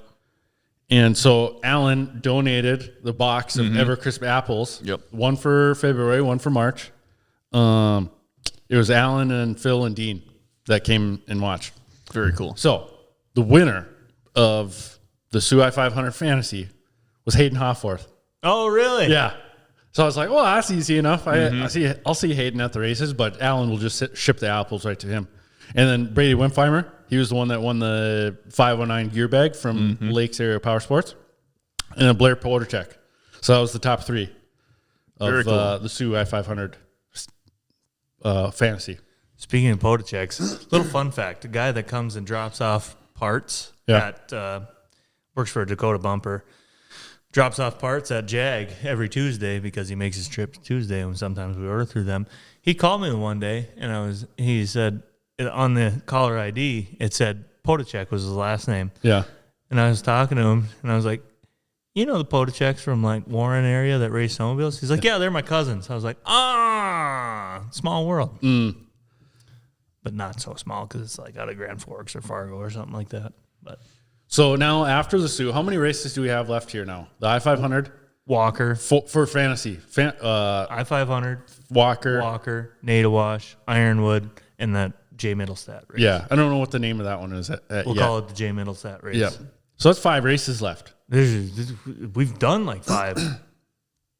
Pine Lake. We've done 6. Okay, we're halfway through the holy season. Done cow. 6. I counted 3. Pine Lake, Otter Tail, Eagle River, Park Rapids, Manville, Soo. So, point standings right now. Damn. Colin Grover. Wow. Far and out. With in a the commanding lead. Commanding lead. 355 points to Hayden's 319. Okay, that's not so far. Yeah. Well, then it's quite a few back. 278 for Brady Wimpheimer. No, that's a bigger gap. Fourth place, Kyle Grover. There's some Grover insider brothers- trading here. We do talk about it. Yeah, I swear to God, there is not. There is no insider. How can we know who's going to finish? information on? Well, there has been an issue the last few weeks of people not submitting their picks in time. Oh. So like we say the deadline's at 1 p.m. before the pro stock final starts, You got to make it a deadline. and people will submit at 1:15. My 120. Supercross picks have gone to shit because past 2 weekends we've been racing. Yeah, that's my Supercross. The last 2 have not been good. So like we couldn't count Pauly V's Soo I-500 picks. It's too late. It was 9 a.m. CST. Pauly put him in at 9:30. Oh, Paul. They had to cut him. You had to So cut. then he texted me. He texted me this morning. He's like, "Why didn't my picks get put in?" I said, "You were late." You're late. And then so You didn't put 2 picks in? I put one in like the day we were driving out there. And then I think I put another one in after and then that. so he already texted me today. He's like, "I already got my I-500 picks in." Good. Yeah. and you can change them. Yeah. That's what it's. So I mean, like, if Pauly got them all correct, and somebody puts their picks in, and they're the same as Pauly's, like 10 minutes before the race starts, Pauly will would win it because he'd because submitted it's them early. earlier. Yeah. So that's how it works. Peyton Grover in 5th. There's some Grover stuff going on Ashley. here. Who the hell's that? Ashley. Who's that? Colin's wife. Oh, okay. Yeah. Hayden is Colin's daughter. Yeah. Oh, okay. So I'll just read through here of what we're halfway through. Okay, pretty much. The season, Yeah, season. The rest of it is Reese Hoffworth, Brady Wadena, the Indian 52, Chad Neeson, Mike Benoit, Dustin Tim, Brady Scallett, Arnie Ratnan, Tommy Quam, Ryan Haug, Jax Ratton, Blair Pottercheck, Jason Warwick, Neil Jensen, Brian Karen, Brady Knightsky, Paulie V, Casey Prees, Dylan Stevens, Lloyd Neeson, Bob Winfeimer. It's a lot of people. Yeah. A lot of people play. Thanks for playing. Yeah. Hell yeah. Oh, look at this. Look I at think this. we have way over 100, right? That's a that's a lot of Yeah, people. that's a Thanks list. for playing. Yeah. Hell yeah. So cool. I mean, there's a dedicated group of a certain amount of people that play every week. Every week, Other yeah. people are kind of hit and miss, but yeah, pretty cool. It's something cool we started here. Yeah. Yeah. Maybe we should do something special Like next what? year. Yeah, we'll try. We'll do a big giveaway. We gotta put the names in on that trophy too, Brody. We still haven't done that yet. No. Do I even have that still? Well, it's Paulie V and Mark Thorson are the two that won so far. Well, we could do something else. I don't even know where that went. Where that board went? Yeah. Yeah. We'll have to figure something out. And then we need another trophy, Kyle, for the winner. Oh, Remember last year, Colin donated us that little tiny trophy? yeah. We can make something. Yeah. Tori Severson, he just threw a whole bunch of dirt bike trophies Yeah, away. we could have snagged them bitches, but Well, they're it's dirt bike. Dirt bike Yeah. on top. What about them? We got to start winning real trophies again. Yeah. You have some We more. could donate stocked my up. old ones. No, you can't get rid of those, Brody. You have few and far between trophies. You got to keep them. Yeah, I'm getting new ones. I'm getting new ones. See that picture up there? That's a hell of a trophy. Oh, yeah. How was your drive out? It was okay. It was okay. You get bored? Oh, yeah. You listen to Pulp MX? Yep. I caught up on Pulpamax, caught up on all that, listened to some Joe Rogan on the way out. We had like a 2000s R&B or like 2000s pop remix, Oh, yeah. but there was only like 30 songs, so then it just kept replaying. Oh, Mariah Carey and whatnot. Yeah, and Just kept playing. Nelly Furtado. Oh, yeah. You know? Yep. Yeah. Just kept playing. Huh? Nelly. Oh, yeah. Like Nelly, too. Rihanna. Nelly too, Yeah. yeah. Any Rihanna? Oh yeah, there's some Rihanna in there. Nice. Shut up and drive. But yeah, no, we made it out there, and the vibes in the trailer when I showed up out there weren't what I was anticipating. You know, I thought it was gonna be, what up, yo? Kyle's here. Yeah. Usually that's what it is. Yeah. Not No. really. No. No, we're all in the zone when we get there. Met Mike Leinenberger. Good dude. Cool. Very cool. The other rider that was with us. Yeah. He went out and did some practice laps, and then, yeah, that was pretty much the rest of the week until race day. So, Brody, I bet you the whole week we were out there, I didn't talk to Kyle for maybe more than 2-3 minutes. I believe that. Even Yeah. The entire time. Oh, Even yeah. just seeing him out there, didn't even hardly see him. Oh, yeah, exactly. Yeah. You got stuff going on. You're on two different Everybody's teams. got stuff going on. Yeah. No Well- one's talking to anybody. I had to get the word through people to get to you. So, like, somebody was like, yeah, I was just in the Who's trailer. I was like, how's Gunner doing? He's like, they're good. Yeah. How much did you talk to Vince? Quite a bit. I went into the I talked to Vince the same amount I talked to you. Oh, really? In staging, they were right behind us at one time. So then I got to have a conversation with Dawson and Evan Yeah. and Vince. And that was never about s- it. I never seen you down in the chute. So otherwise I would have probably talked to you then. I didn't ever seen you down there. I was in a shoot a couple of times. I'm the jack stand guy. So I'm Nice. gunny Hell jack yeah. stand. Gunny jack. Every time Jordan and LJ would go out on the track, I'd walk all the way down to the chute and then jack stand it for them. So that's why I get some walking in throughout the day. I probably had that, like, the same 3-minute conversation with everybody that we know throughout the whole week. And that took all the time up. Yeah, I guess I didn't have much going on. I was doing a little bit of walking around, so I could have came in the trailer. Never, ever had any time to walk around. Oh, really? I mean, we were just in the trailer. What, are you wrenching on stuff the whole time or what? Not really. Just going over some things. Strategy. The whole week just flew by. That's good, though. It does get to be a long week out there, though. Yeah, Friday is pretty. Yeah. Yeah. Everyone's grinding their teeth. Kind of Yeah. just everything's amped up for the next day. You'd think they could cut it down, but it seems like they're almost extending it even farther. Yeah, right. Tomorrow. Next year you'll have to go Monday. Qualifying and drivers meeting on Friday and race on Saturday. It could be that simple. Yeah. Qualifying Thursday morning or Friday morning. Drivers meeting after that. Race on Saturday. You could do that, yeah. But You know, they miss out on all that money, though. I bet you could easily do that. It's a whole week. yeah. A whole week's worth Corey of hotels. Davidson, Corey Davidson at the end of his career wouldn't show up until Thursday, the last round of qualifying, go qualify the sled, and then do the drivers meeting and then race. That'd be the way to do it. When we make a suit team. Make the last round of qualifying, and you're going to be in the show, and then just go race on Saturday. You know you got a setup that's going to work. Yeah. Then you don't have to deal with all that qualifying setup and shit. See, that's one thing I really liked about the Hoos racing guys. No qualifying setup. Yeah, we didn't. Nice. Straight race trim the whole time. We didn't have qualifying setup either. And then it showed on Thursday when we were doing like that final round of qualifying, the 15-minute groups. Yeah. LJ, I think it was LJ or was it Jordan on it?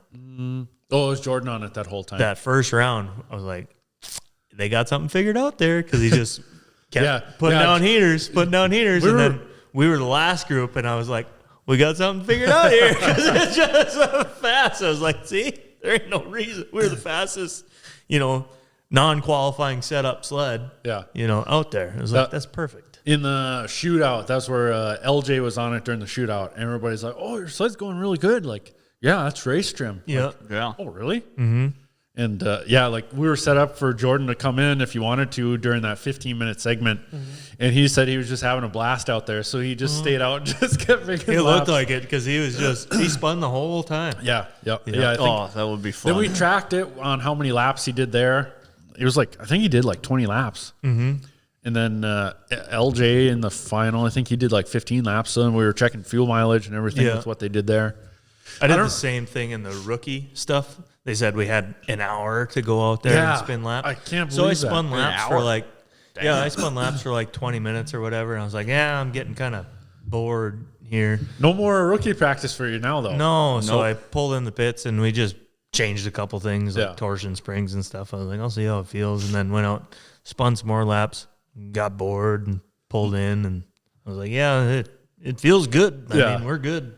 So That is so different than even from when I was there, like 2014, my rookie stuff we'd get like 2-3 laps and then they'd put you out in the rookie roundup. yeah. And like it was so cold and they didn't put any urea down or anything at that time either. So snow dust. The snow dust was just The shit was sticking to my goggles so bad. Oh. When it wasn't sprayed. Yeah. It was like, and Mike had the same problem, and he had a shield. Everyone was wiping well, that their was goggles. on Thursday night because it was raining. Yeah. It was raining. Yeah. And so that was pretty sketchy. So they had it. Yeah, they had their shields, and the shields were glassing up, and it was getting sketch. Yeah, because that was even when we were down in the chute right before the shootout, and they were debating. They were asking the guys like, "Hey, do you want to do 20 laps or 15 or 10?"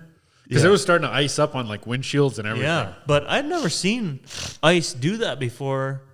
Like all of our lake races and stuff when it was that cold. It was, what was it, 15 degrees? No, I don't think it was. No, it wasn't that cold. I thought it was. Like, It was warm enough to where it was like it was sleeting, but it had some moisture to it, so that's why it was kind of like sticking. I thought it was like 15 degrees. I thought for sure that it shouldn't be doing that, but yeah, it was just goofy. Stick to the goggles and then it'd freeze instantly. Then you try to sit and wipe away. Yeah. I could actually drive down the straights this year and wipe instead of death gripping the whole time. So yeah, you put a different set of. So for anybody that doesn't know, Kyle rode with the RS 17 team. Did you put a different steering post or steering riser block on? Yeah, put a different riser And on handlebars? it. And handlebars. Oh, wow. Yep. You have like a normal full setup? full straight straight bars or cocked. Right hand side cocked. oh, So just a little. but different from last year even. Too. Yeah. Oh, yeah. okay. Last year was full cock. Yeah. This year. Full cock. You don't want. I wouldn't want full cock. This year's Even the teens, run the full cock. It's like, bro, why? You got a half a mile of straightaway here. yeah. Like And then during the race, I was just jiving. the whole time. Yeah. Put down 200 and some laps, and I'm like, this is the ticket. Yeah. I don't notice my hand being way out here. Yeah. And like turning, I'm like, it can't be any more comfortable with something out here. No, that's where you'd think you'd be able to like leave the left straight. Yep. And then with your right, like you Sweep could, it back a little bit. Yeah, sweep that's, that just that's back. the bars just we had. A little quarter bit. cock. Yeah. Yeah. Yeah. But That's what we had on it, and hitting the bumps and everything. Our sled couldn't hit the bumps. Okay. So You were told you couldn't hit the bumps? What? no, I couldn't hit the bumps on it. I was going to say, like, that's a hell of a thing to say to your driver. You'd pitch it.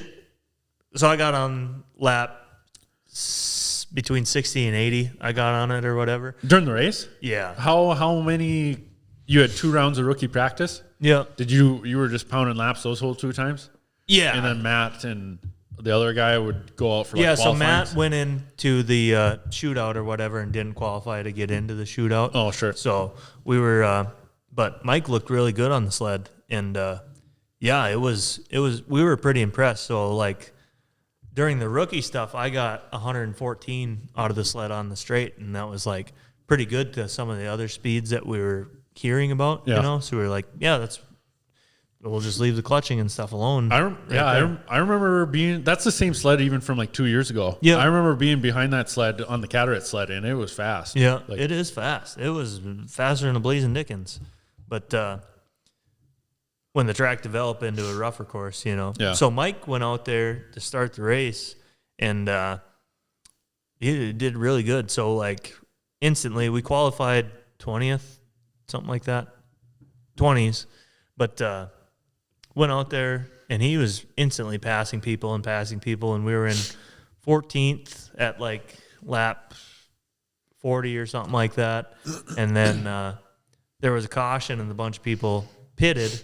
So then he slung it up to, like, I think he was in, like, 10th or 8th or something like that, and then was picking more people off. I think he was in 8th. And then there's another caution at, like, lap 60, I think is what it was, or 50, one of the two, and slung it up into 3rd on the caution laps.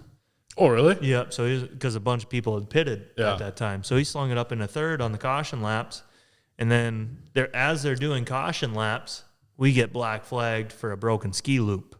Oh, really? Yep. So forced to come into the pits. Was And it then- broken?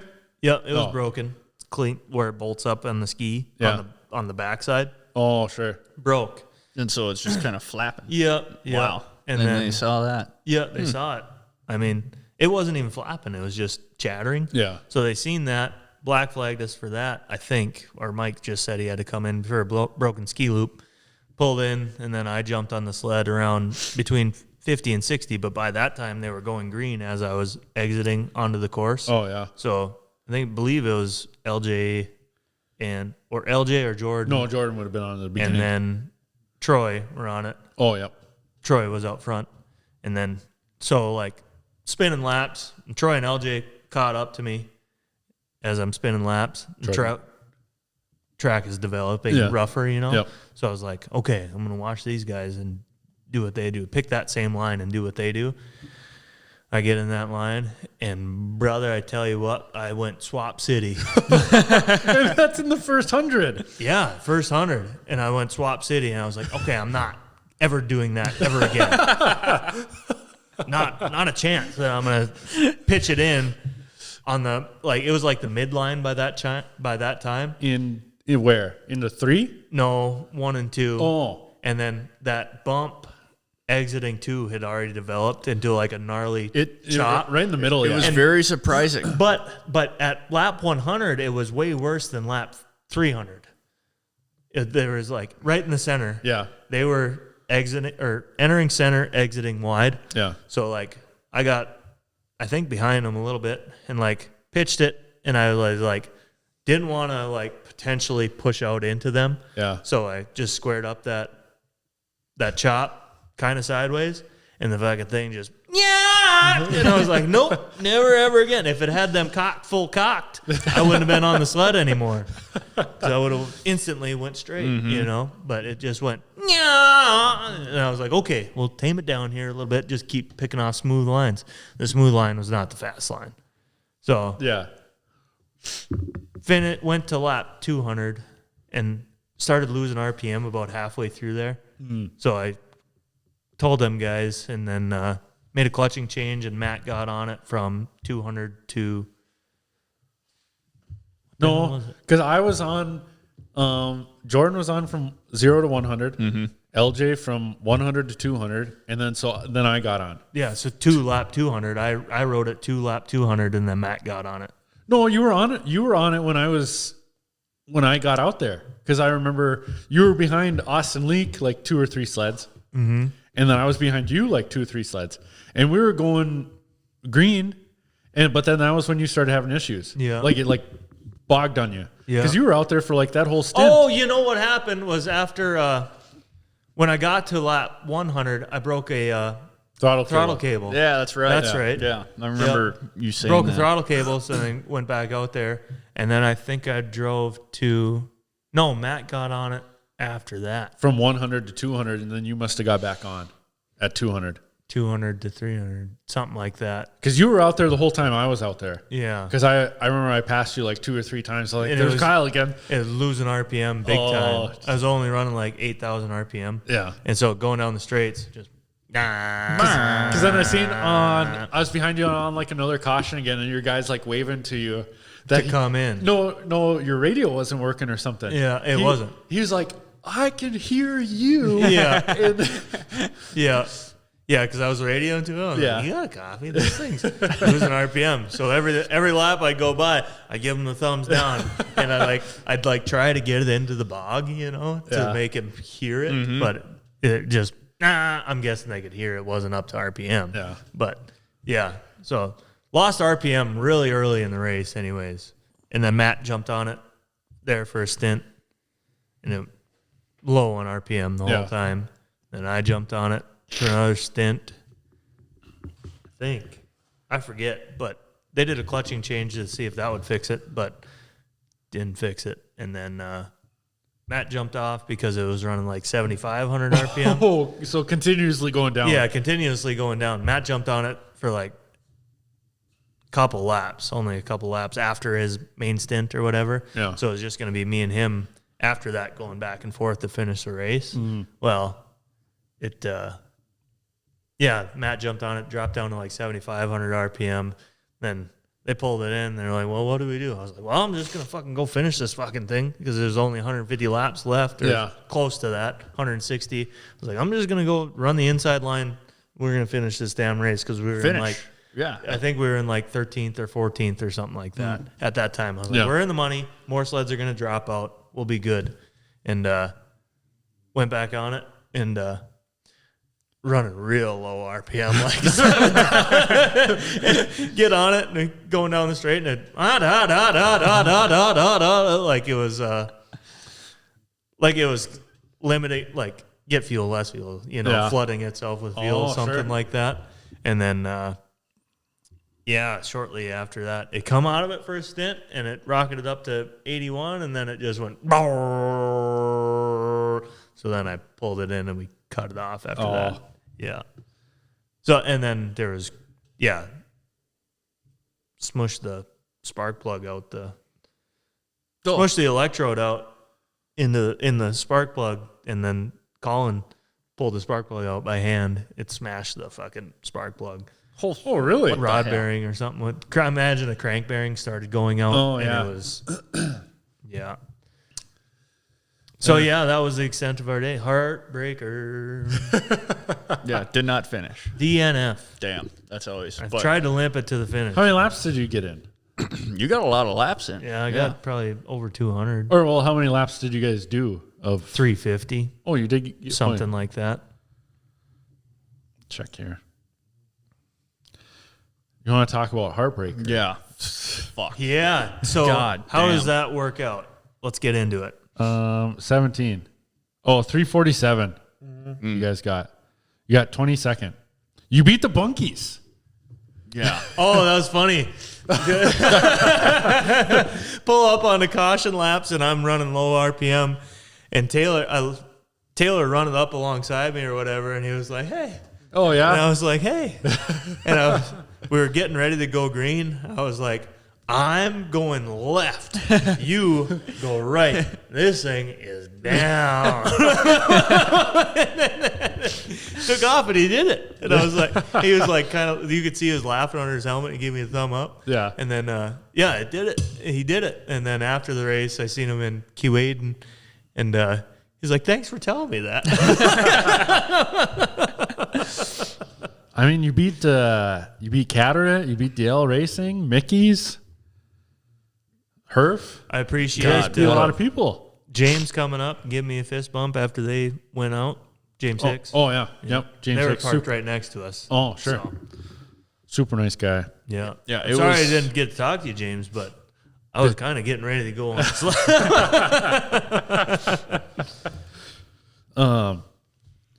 But I gotta give a shout out to David Brown. He bought me supper 2 nights in a row. Oh, really? Yeah, Brody. Really? He also went in the bales hard. Yeah. VS3? What's up, losers? Yeah, we're a bunch of losers over Soo- here. You're a champ. Soo I-500 champion. Vince Vance like, Brody, give him some claps. And Evan Pepple. Oh, you got Evan there with you? Oh, yeah. Hey, Evan, how's it going? How's that Master. 500 ditch banging training going? What? Going. We're sitting at the Dairy Queen right now getting some ice cream. So It's going good. Going great.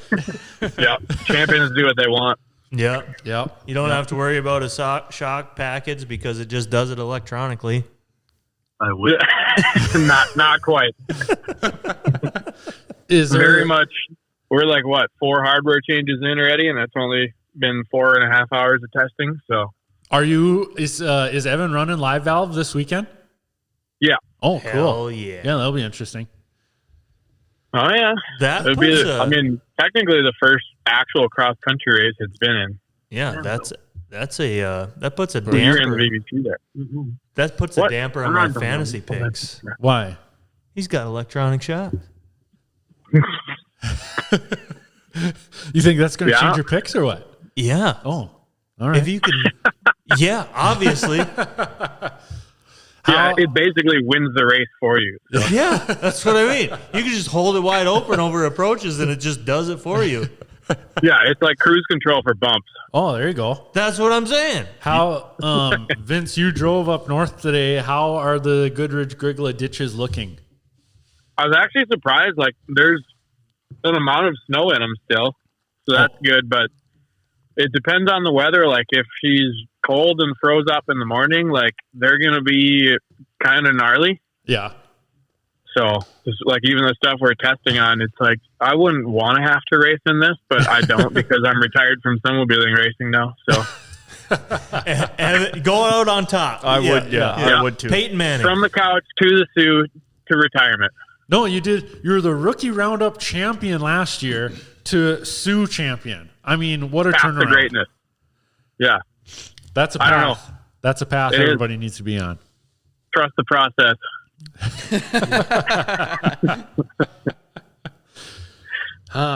So Alex Satine, Evan Pepple, Paul Brown, and Vince Van Slyke, 2026 Soo I-500 Can winners. we just admit it? Paul Brown, greatest ever. He's pretty good. No, like Vince, looking back last year, the crank going out with like 40 some odd laps to go. There's no doubt. I don't think Paul would have won last year as well. Yeah, I think him and Dan would have been a little bit closer last year for sure. Like this year, it seemed like we had some margin over them. Yep. But yeah, it would have been close for sure last year. But I think there's a really damn good chance Paul would have won that one. Yeah, that's unreal. And that was even before Paul turned into Paul he The is cross this year. country The specialist. Polaris Yeah, Paul. the player's Paul. Yeah.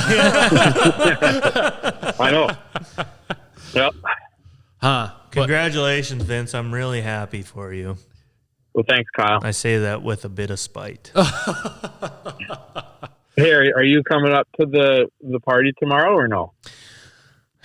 So Are we? I wanted to, but my wife has plans, and some lady is dropping off her car so I can work on it at my house tomorrow. Yeah. So Kyle, busy. this is what I Vince, expected. don't if I would even have bring invited you this- to my wedding. This is what would have happened. Don't this even is why. bring this stuff up. You guys are doing it on a Thursday. True. That is kind of dumb. Well, it's Well, it just I-500. worked out because we're in town. So, True. well, True. except for fall, he can't now. He's got some dumb school stuff. What a freaking nerd. God, Listen, listen. The Ringer Vince and is, Evan, I isn't even going appreciate. to be there? You guys can't all talk at the same time. Yeah, the I only have Ringer, one Paul speaker. Brown, the Ringer, he's not even going to be at his own party? I think we're going to FaceTime him if something cool happens, but yeah, I don't know. Oh. You know what? I might just abandon everything and just drive up there. Tomorrow, Brody, There you go. tomorrow at 6 p.m. Are we going? Are we? I don't know. We can if You you don't want have to work on Friday. Yeah, I don't know. I might. I don't know. That sounds I don't like know a yet. blast. It does sound like a blast. It would be kind of fun to There's going make to be an all appearance. kinds of OG drillers there. Oh. We're going to have the sled there. Maybe we'll do burnouts on the fucking street and send sparks off like a Kiss concert. I don't know. Who knows? And then park it right in the museum, right? Yeah. Yeah. Brody, turn him up a little bit. He's over 15, dude. Okay. Like he's loud enough.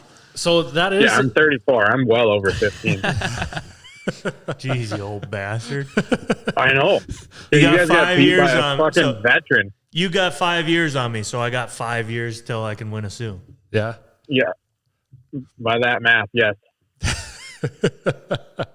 What happened to your guys' sled? Lost RPM. Or first, broke a ski loop, then broke a throttle cable, then broke another ski loop, and then lost RPM throughout all of that, and then I shot the piston to the moon. Neil Armstrong. Did you really? Yeah, I hope he sends me that.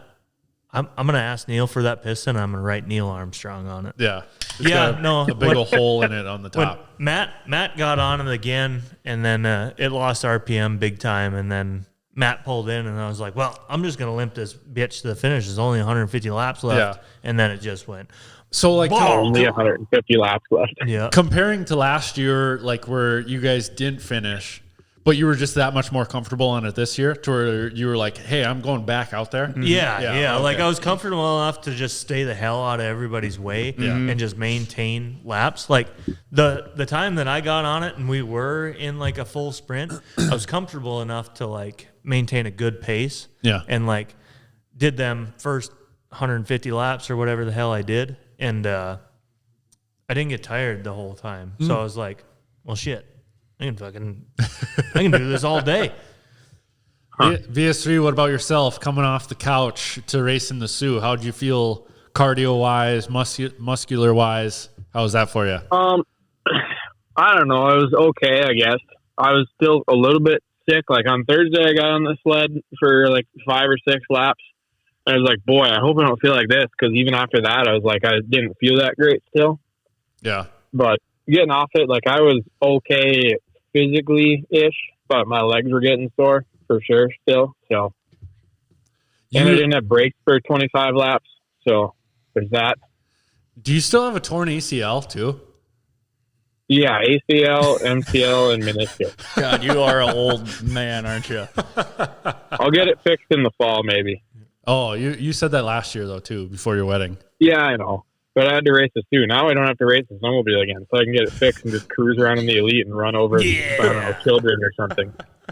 You should bring the Elite to Nadawash because there's that Elite there every year. Yeah, there's usually one driving. Oh, is around. there? Yeah, there's. They yeah. used I to be think the I'm going to have base to be sled. in freaking Daytona for that. So Oh yeah. Hey, that's where I said if Nadawash is like a 4-foot slush mogul fest, I was going to come to Daytona with you.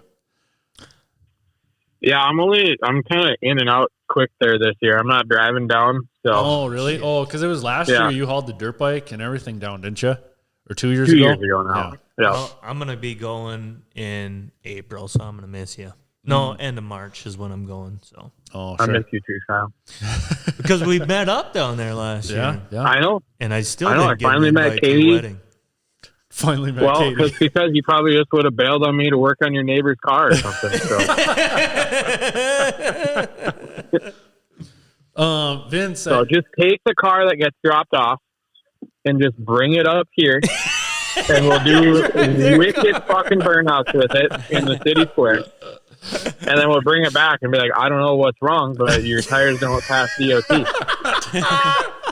Not even do the work that I'm supposed to do to it. Is it front wheel drive or rear wheel drive? It's a big up, so we can fuck. So, well, I guess I won't steal some of the trays from Dairy Queen here then. Yeah. Stop by Burger King and get a couple crowns, and we'll wear them around. So Vince, did you only do that one segment, or were you on the sled any earlier than that, or were you just kind of on for that one stint? No, I just did that one stint. Oh, okay. I did 86 laps. So you and LJ had a pretty good battle there, going for a while. Mm-hmm. yeah, it was fun riding with him. That's for sure. Did you have any close calls yourself? I had one. After I lost brakes, I was still trying to figure out how to ride a snowmobile that wouldn't stop. And I was like having to pump the brakes down the straightaway, otherwise the pad backing material would get knocked back so far it wouldn't grab the rotor. And I was doing it, so I was using like 3 fingers to do that, and then I would switch my hand down, and going into one, I hit a bump weird when I was doing it, and like blew my hand off the bars going into one. No. So Same shit was going on in our sled. They never changed the fluid from all week. So like it started to get pretty spongy, so I was having to do the 3-finger grab. Fucking Really? Yeah. So did you guys say Travis Faust changed 5 sets of brake pads on Saturday? correct. Yeah. But then you were thinking your handguard was I noticed when I was riding that like the handguard was kind of pushing back into the lever. Really? Damn. Because it was only like I don't know, 6 to 9 laps into my stint, and I'm like, why does the lever feel kind of weird? And then I could feel that like I couldn't put my finger in there, and so I reached the handguard forward a little bit, and it kind of got better. And then under caution, I really pushed it forward. But I don't know. I don't think that was 100% the reason, but it definitely was some of it. So yeah, because usually you guys aren't that hard on brakes usually. Right. That's No. full cock bars. like last year when I got off, like I had the pads looked like brand new. Yeah. Huh. So all week it didn't feel like we had the correct like braking power. So something really? was up. Had a weird air bubble in there or something odd sometimes. Yeah, I know.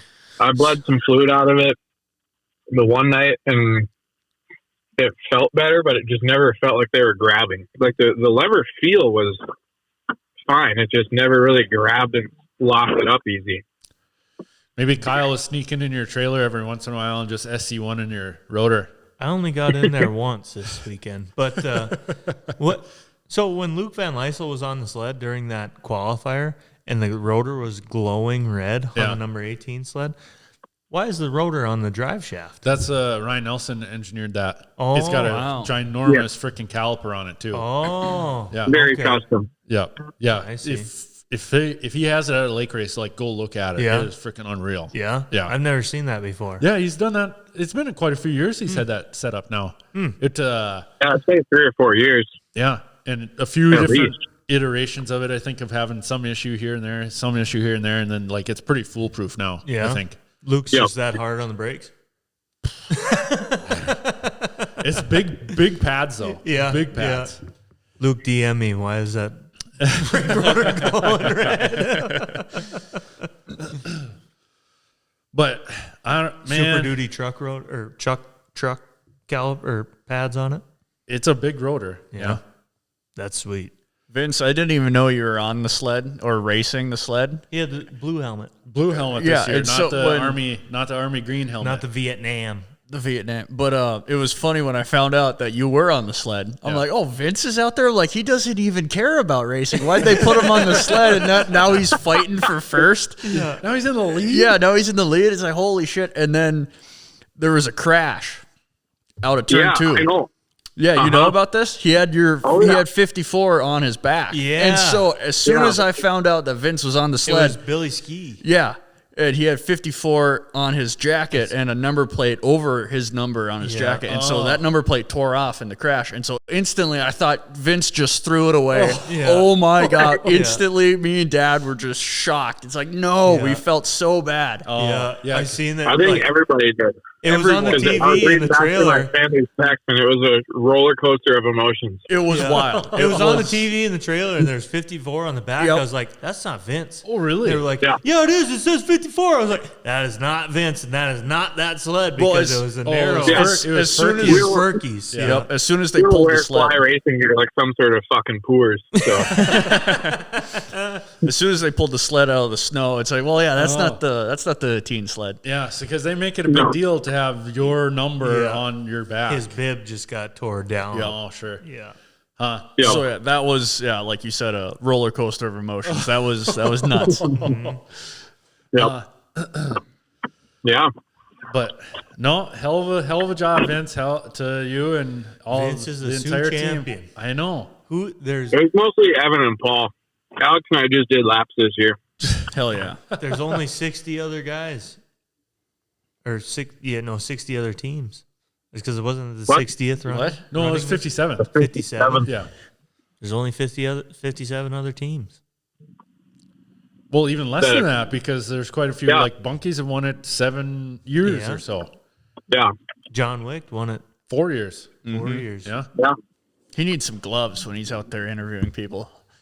No gloves on or what? Yeah. No gloves. He's just out there shaking the mic in people's faces. It's like, John, like, you look cold, buddy. Like, God, he's doing his job. He was out there all freaking day.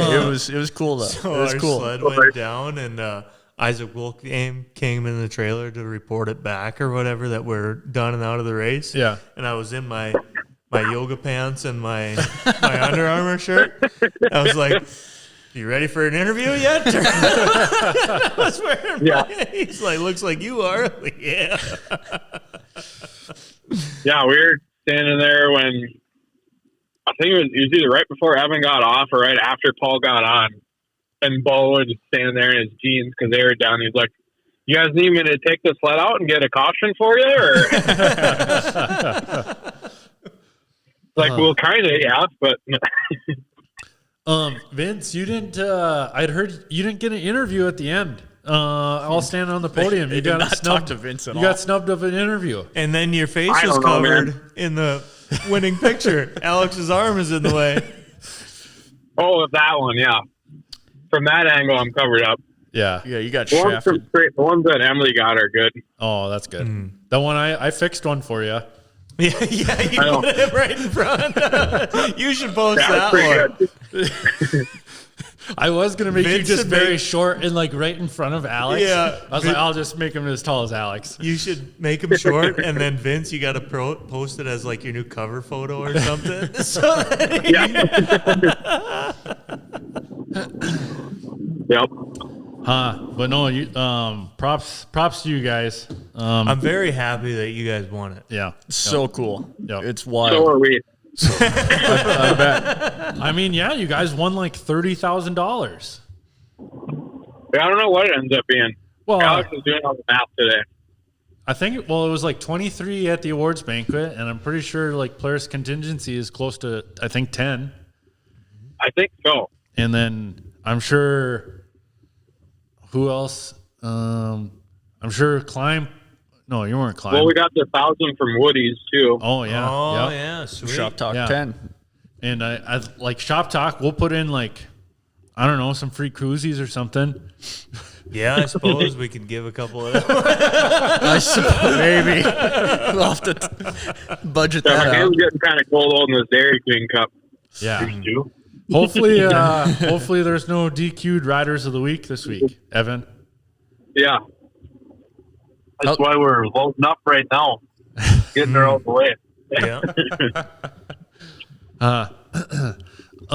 Evan, did you have any close calls out there, or how is it going for you out there? No, it was actually pretty good. I had one close call. Had the same type of deal as Vince had going on, where I had to pump the brakes at the end of my 120 lap stint there. Yeah. And I came into the corner the first time where I had to start pumping them. And I was right behind Ben Langus, and I came into turn one, and I grabbed the brake lever, and it went straight to the handle, and I'm like right up against the bales. And I'm like, oh no. Did you guys ever get crossways on them jumps out there? Crossways. Which jumps? Like the Outer turn 4. turn 2, there was a gnarly ice heave, and then turn 4 also.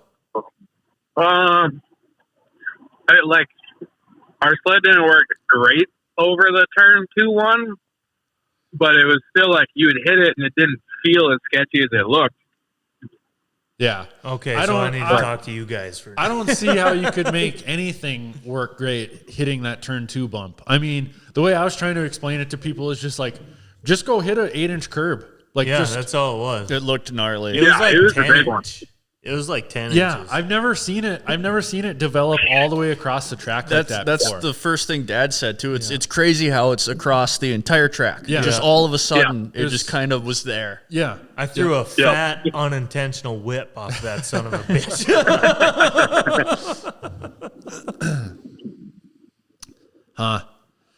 No, pretty cool, guys. Pretty cool. Yep. Yeah. Evan, you give her hell this weekend. I Yeah. want to see it up on the box. I sure hope so. We're Hell yeah. trying. Well, you got them cool. damn electronic cheater shocks on it. It's not how it works, Kyle. You don't even You leave the just ground. won the freaking King of Hammers or whatever. You'll find something that'll win it.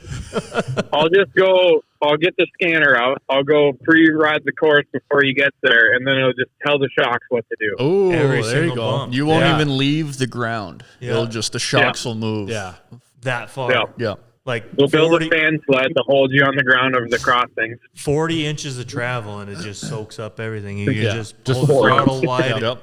every single time. All in free sag where Yeah. it just Just like floats. a trophy truck. Yep, yep, Do-do-do-do-do-do. yep. I seen Evan, you were behind me for a little bit there. How did I look? You look good. Yeah? Oh, that's good. Hell yeah. I Yeah, forget that who, hoot sled's freaking ripped. I was trying to get around you, but then I couldn't, and then I just got complacent, and I just sat there. Oh, well, that's what I seen you were behind me for like one of the cautions. I was like, oh, Evan's right behind me. And maybe at that point you guys were like still down one lap. So I was like, I know he's going to try probably really hard to get this lap back. And then we went green for a little bit there again. And then on that next caution, then we came in to get fuel because we were kind of on a different pit strategy than a lot of other people. Yeah, we you would- were. We would pit a little bit earlier in the stints Yeah. compared to other people. And then I was Yeah. like, God dang it! I know when we come in for fuel now, he's going to get that lap back, and then you guys did. But no, I knew Evan was behind me. I was like, and then they were radioing to me. They were like, all right, you and 54 are doing the same lap times. I was like, oh, okay, cool. we're in a good pace. Yeah, I was like, oh, okay, it's going okay then. But. Well, all right. Well, we just wanted to get the world Soo I-500 champions on. World. Ain't that Yeah, crazy? of the world. VS3's The name entire world. is going to be on a T-shirt now, I know. forever. Forever. Yeah. As long as the screen printing lasts. Yeah. You know what? If we decide to go back next year and if we get a qualifying T-shirt, you'll be on it. Yeah. This year we didn't get T-shirts. No, we didn't. No, Yeah, it was annoying. I don't know. Oh, yeah. no, we didn't get qualifying T-shirts this year. Budgets. The hell. Budgets. Yeah. Got 23 grand to give away, but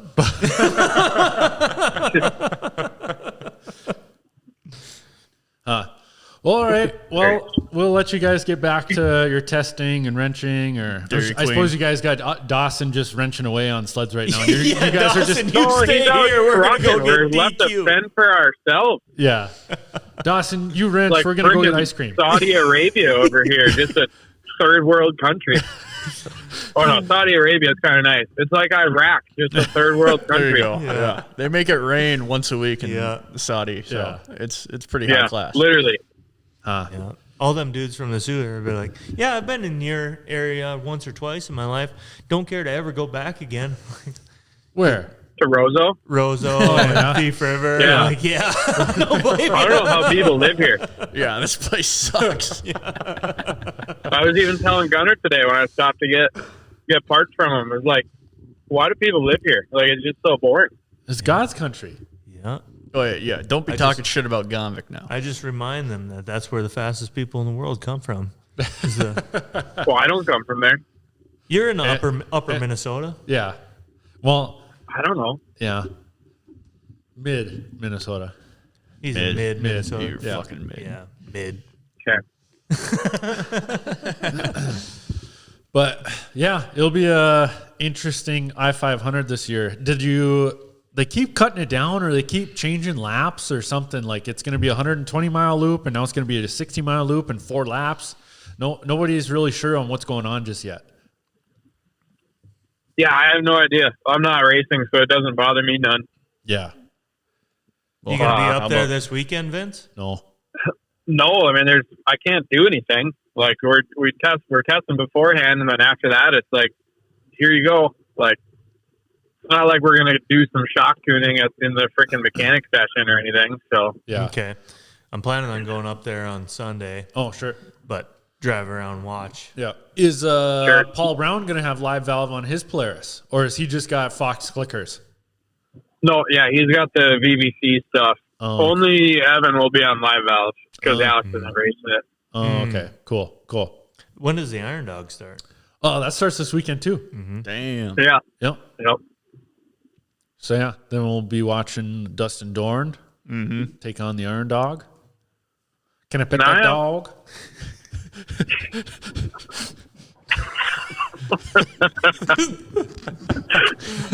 I didn't like that one. I was going to say Evan Can I pet that dog?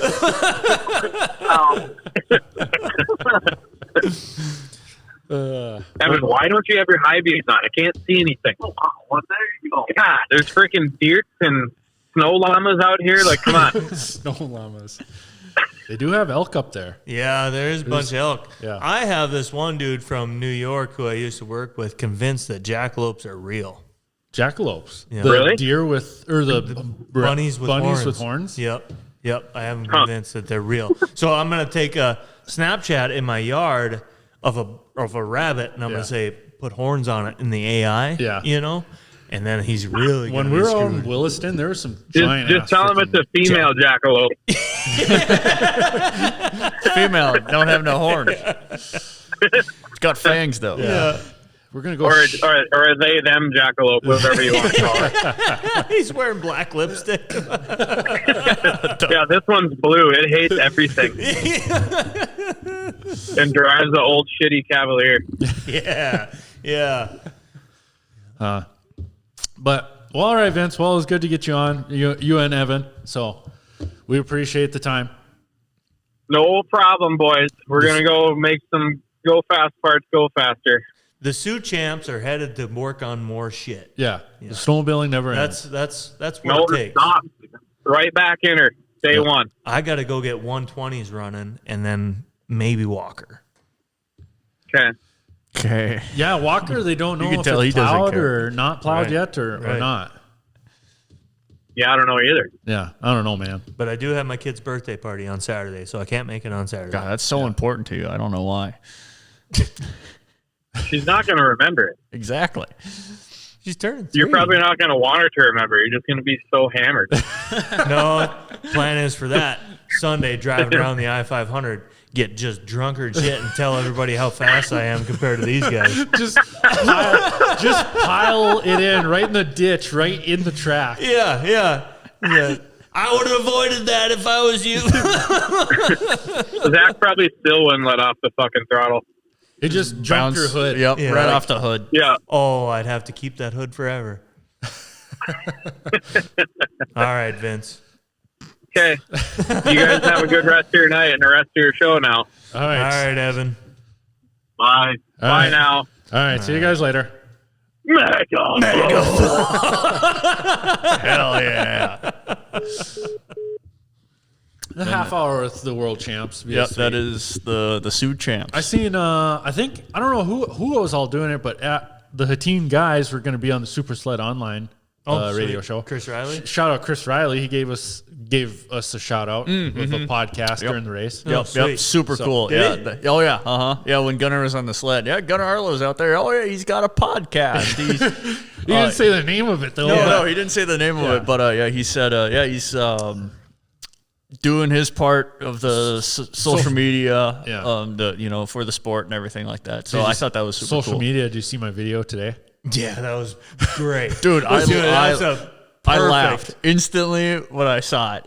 You hand drag Yeah. as you carve it. With the cigar in my hand. I didn't notice that. Yeah, I had the cigar in my hand, dragging. That's primo. Leaving a track in the When snow. I went to the gas station this morning and I got gas, and I said, "Can I get them Swisher Sweet whistle tips?" And Tammy, she kind of looked at me like, "What?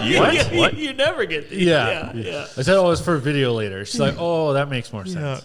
The town of 15 people. You should have brought them in. You didn't smoke them all. No, I didn't. No, I only smoked one. Should have brought them I in. did take some Advil like right after it because I did start getting a headache from smoking that one.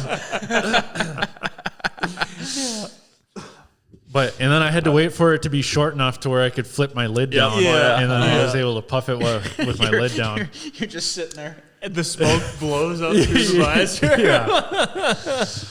Just waiting for it to char down. Well, we got to get in your stint, Gunner. Yeah, my recap here. Big shout out to the Hoos Racing guys for the opportunity to go out there and race with them. Instantly get down there, Brody. The vibes are good. Vibes are good in the trailer. Everybody's super nice guys. So that was a blast. It was just a relaxed, easy going, and it wasn't like everything was just going easy for them. Like they were like trying every time they went on the track. Tried this clutching. Jordan had the track derail on him on the half mile sled for the shootout. Yeah. So then I didn't see it. Somebody saw it though. That shot his one rear bogey wheel just right up the track, right up turn 2. And then so when it derailed, it kind of chewed up the side of the tunnel enclosure too. So then they borrowed a track from Tommy Bauer Racing. So they did a track swap and everything. I mean, it wasn't all super easy going. Yeah. But I got on the sled Wednesday for like the second round of qualifying. And like initially, I was not very comfortable on it. Because they had so Jordan rides very far forward. Like almost like if you look at an old picture of like Kyle Pleen on how he would ride anybody listening on how he rides a snowcross sled, where he's got like his toe on the running board and his knee is up forward. Like His knees are over his toes. yeah, and very far in front forward of his toes. Yeah. And so like that's just not how I ride. And so like they're here Yeah, holy crap. Yeah. Yeah, way over his. Yeah. That looks like a shin killer. yeah, so Way that's how over Kyle his toes. Pleen rides. That's how kind of Jordan Torgerson rides too. And Real so, aggressive forward. yeah, very far forward over the sled. And so I was like, I don't know, guys, can we move this ass pad a little bit? Like just move it back?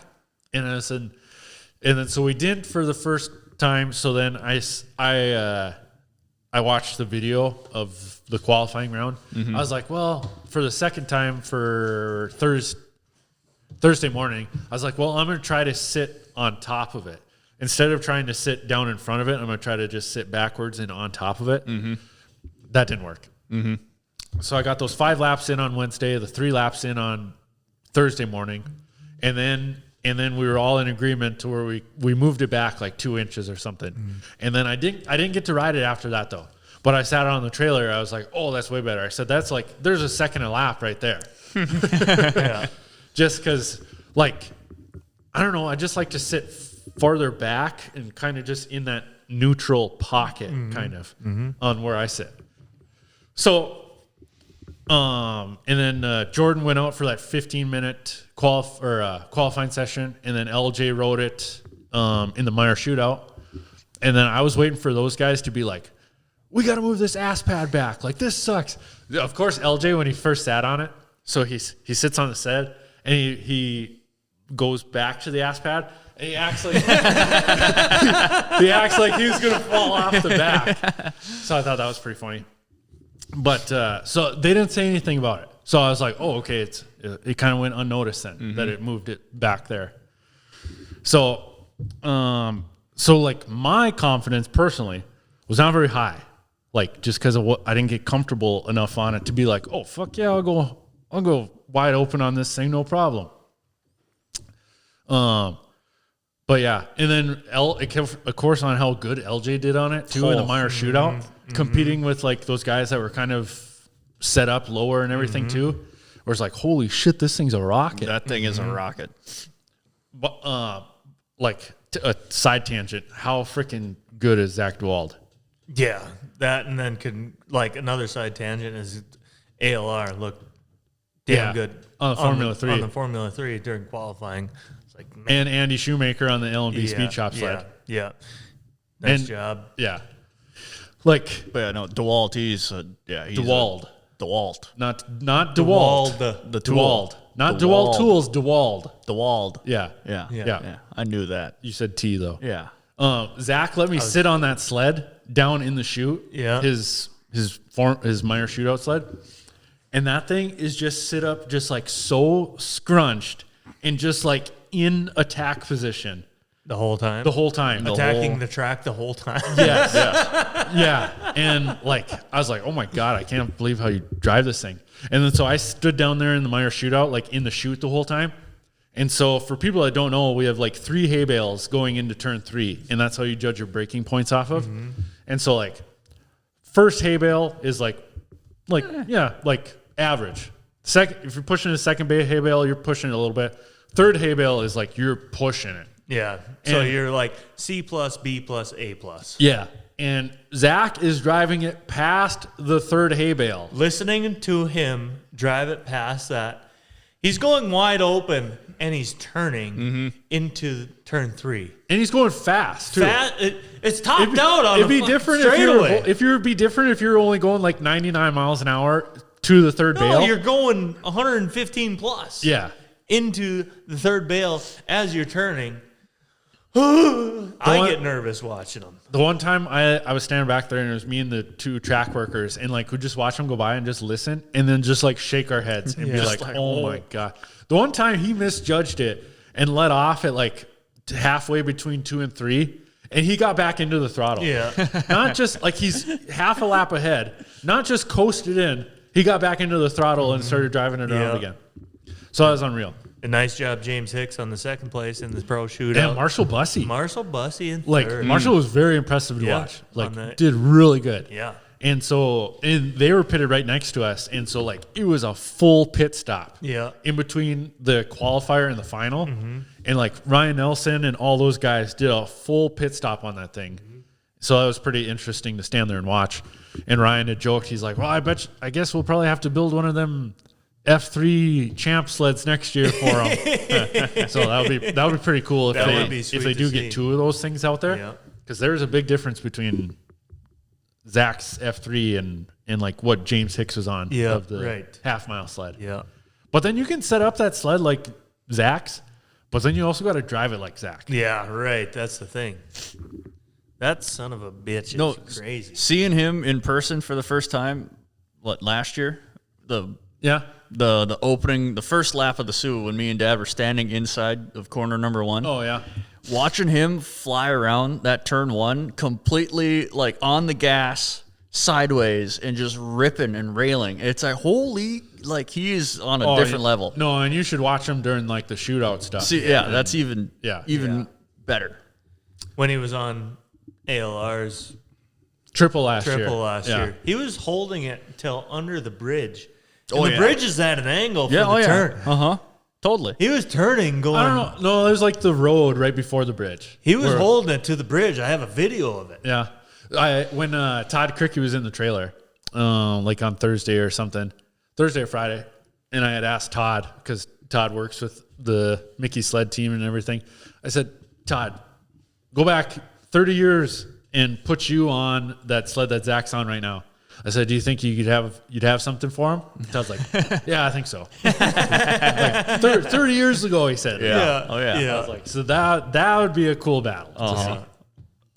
We were talking in the truck, just a little BS. Yeah. The Soo 500 Mount Rushmore. Oh yeah. So I was thinking Corey Davidson, John Wick, Definitely. Gabe Bunky, Yeah. and who else? Aaron Christensen. Aaron Christensen Yeah. is up there for sure. Aaron Christensen's the Yeah. GOAT. Yeah. I'd feel like. Yep. I feel like I would put Aaron is the GOAT just because he's just an animal there. Aaron, Todd Cricky, John Wick, 4 times solo. Yeah, right. Just a beast. Yeah. Yeah. You got to go like Troy DeWald's won it 3 times. Right. It's so hard. Yeah. Troy Yeah, Wall. the And he did a great job In the first- in the oh, first in the 100. first opening yeah. stint, yeah. Oh my God, Yeah. yeah. And He was out there. You could like throw John Bozick up there too, you know. Yeah. Like, got a there's lot of laps there bunch too. of people out there that are very good. Yeah. It's so hard. Yeah. It's like cross country Yeah. Mount Rushmore too. Yeah. But no, yeah, very cool to see him on the sled with his son. Yeah, that was cool. Yeah. Yeah, hell of a Got thing to talk do. Troy for a little bit, just a quick little conversation, but Yeah. it was cool. That's why I had somebody tell me they talked to Zach for the first time. And I was like, oh yeah, Zach's like awesome guy to talk to. Super cool. He's the most normal guy Yeah. that you could talk to. And he's like, yeah, he's a hell of a nice guy. I was like, yeah. I don't expect anything different. But so anyway, back to who's racing here. 67. 6'7". Oh God, That was I forgot about that. 6'7". You were doing that in that was Uh-huh. our gang sign the whole weekend. Yep. So to start the race, Jordan got on. LJ Quick just texted me. God, your video is good. 6'7". Jordan got on, and we started 12th, I think we were. And like it was, he said it took a little while, for the pipes to get up to temp, and then once it come in, it just right to the front. So Rocket. it was like 5-10 laps there where he was like kind of maintaining, and then started going to the front. But once he got in the lead, and like him and Troy went back and forth there a couple times, and he got in the lead. It's like, holy shit, we got ourselves a race car. Yeah. Yeah. And that was pretty cool to watch those guys. And then I don't know why. Yeah, we were on a different pit strategy Oh yeah, you definitely were. We noticed that. that we would pit. We knew this window that we could go in, and it's like, well, okay, we're in that window. It's like, might as well just come in and pit. Yep. And I guess I didn't notice it during the day that it was off set with other people, but it was. So I thought that was kind of interesting on how it worked out. Yeah, we noticed that right away. Oh, really? Oh yeah. And then LJ got on, and then LJ drove it right to the front again. God, he is quick. He is quick. He is freaking fast on Yeah. that thing. Yeah.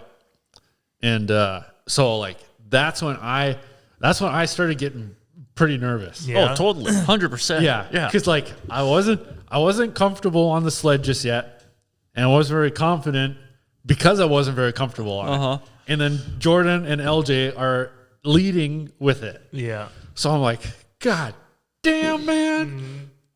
I hope I don't go a lap down. And at the time when you got on the sled, everyone was a lap down.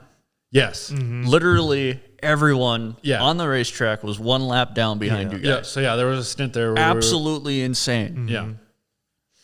Absolutely. So yeah, insane. that's where I think that it worked out. We're on how our pitch strategy was that we Totally. pitted before people, and we got that lap Yeah. on top of everybody after that second caution there in Yep. that second stint. Totally. So and then I get on, and you were in front of me. You were in front of me like 2 sleds. ALR was in front of you by like a sled. I think that was the first time I got on. Yeah. So then I'm like, you were looking back, but you never seen me though. Like you were looking back, and I didn't wave to you or He anything. never fucking waves. We were But- going around the corner and then fucking passed me and he never waved. He's locked in. He's in the lead. So yeah, I knew I was in the lead out there. I was like, oh my gosh. So once the green flag dropped, and I took a high line around 1 and 2 and passed like 3-4 guys there. That was probably Yeah. me. Yep, it was you. I watched it. Was it? Or maybe you held it all the way. I got you in 3 and 4. I'm not sure. It was 3 and 4. Yeah, that was the first time I seen I you. went around the outside of you. Yeah. Yep.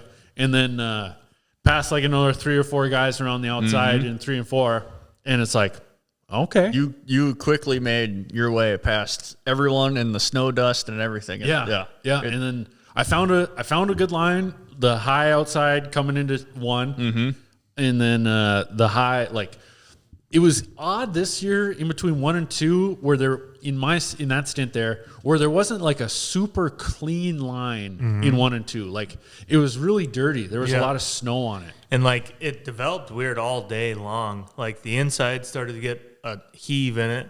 So you started to take like the outside. Yeah. And there was like a double heave out there. There was that big hump right in the middle. Doesn't that always happen? No, it was odd. There was a big hump right in the middle of 1 and 2. And then Doesn't that always happen though? No, I feel isn't there something though that always happens in 1 and 2? No, like initially later on, because that's when people usually get on the gas. But like right from the start, fresh ice, there was a hump there this year. There was 2 holes. Like I think it was probably later in the day, but like you'd accelerate, and then as soon as you're in the first hole, then that's when you knew to let off, and then go around it. Yeah. So like having to stand up every corner. But yeah, it was. So I was happy with, because LJ said he was kind of squaring up turn 2, and then cutting it down on the inside of that long hump on the exit. He passed a couple people doing that. Yeah. And he said, I had to slow up a little bit to get it to turn down, because I tried it once or twice, and I was like, man, there's a lot of snow on the track. I couldn't get it to turn there. And then like if you took the outside, you had to go way outside to the bales to make that line so it wasn't that line hump. stayed the entire time too. Yeah. That was the line they were running at the very end of the race. And it got deep. Oh yeah, it looked deep. bad. Like when I was going out there, I could bicycle it a little bit, where you'd like lift up on the inside ski, and it wouldn't go so deep into that hump or That's into that sketchy hole. too, because if you're lifting on that side and it does chat you. No, like the right side was able to stay on some pretty good ice still. Like Yeah. it wasn't deep all the way out to there just yet. Doing that same thing, exiting to trying that line, and like every time we hit it, it would buck, far outside.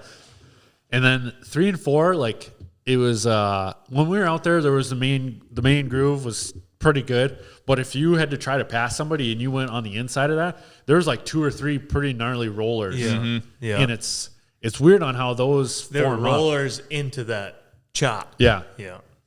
But and then just square up turn 4, and there was like 2 or 3 bumps there where I could try to carry the skis over like the first 2 and then just hit the third one. Yeah. And there's people doing that. I found I maintained that line that whole time. It was like they told me I was maintaining lap times I knew it was Evan on the sled. Yep. So I was like, oh, okay, I'm going okay.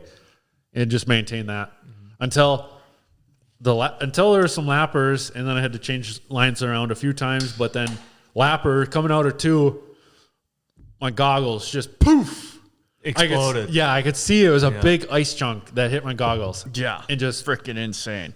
I've had 2 other lens crack, like over the span of 8 years of running these Scott goggles, and I've never had it spiderweb crack like that. Yeah, that's what I explained to the people at work. Like, it's spiderwebbed his goggles. Yeah, It's like I had what? just one cut to cross, and then they kind of just still sit flush. Yeah. But this spiderwebbed, so then it was like there was gaps in it. Yeah. So then all the ice chips and stuff started Falling going down. in between the lenses, and it's like I'm trying to rub it off, and it's like it's not just going starting away. to frost up in there. Yeah. I'm like, fuck, man.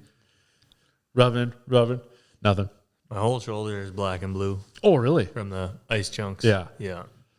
But so then I don't know how many laps I did that, but then I said for like the next caution, I was like, "Is Jordan ready?" Like, I'm okay, but my goggle I can't see anymore. If Jordan's ready, we can switch. And I was like, I was going to do that whole stint. Yeah. And then I felt bad because then it kind of threw off our planning.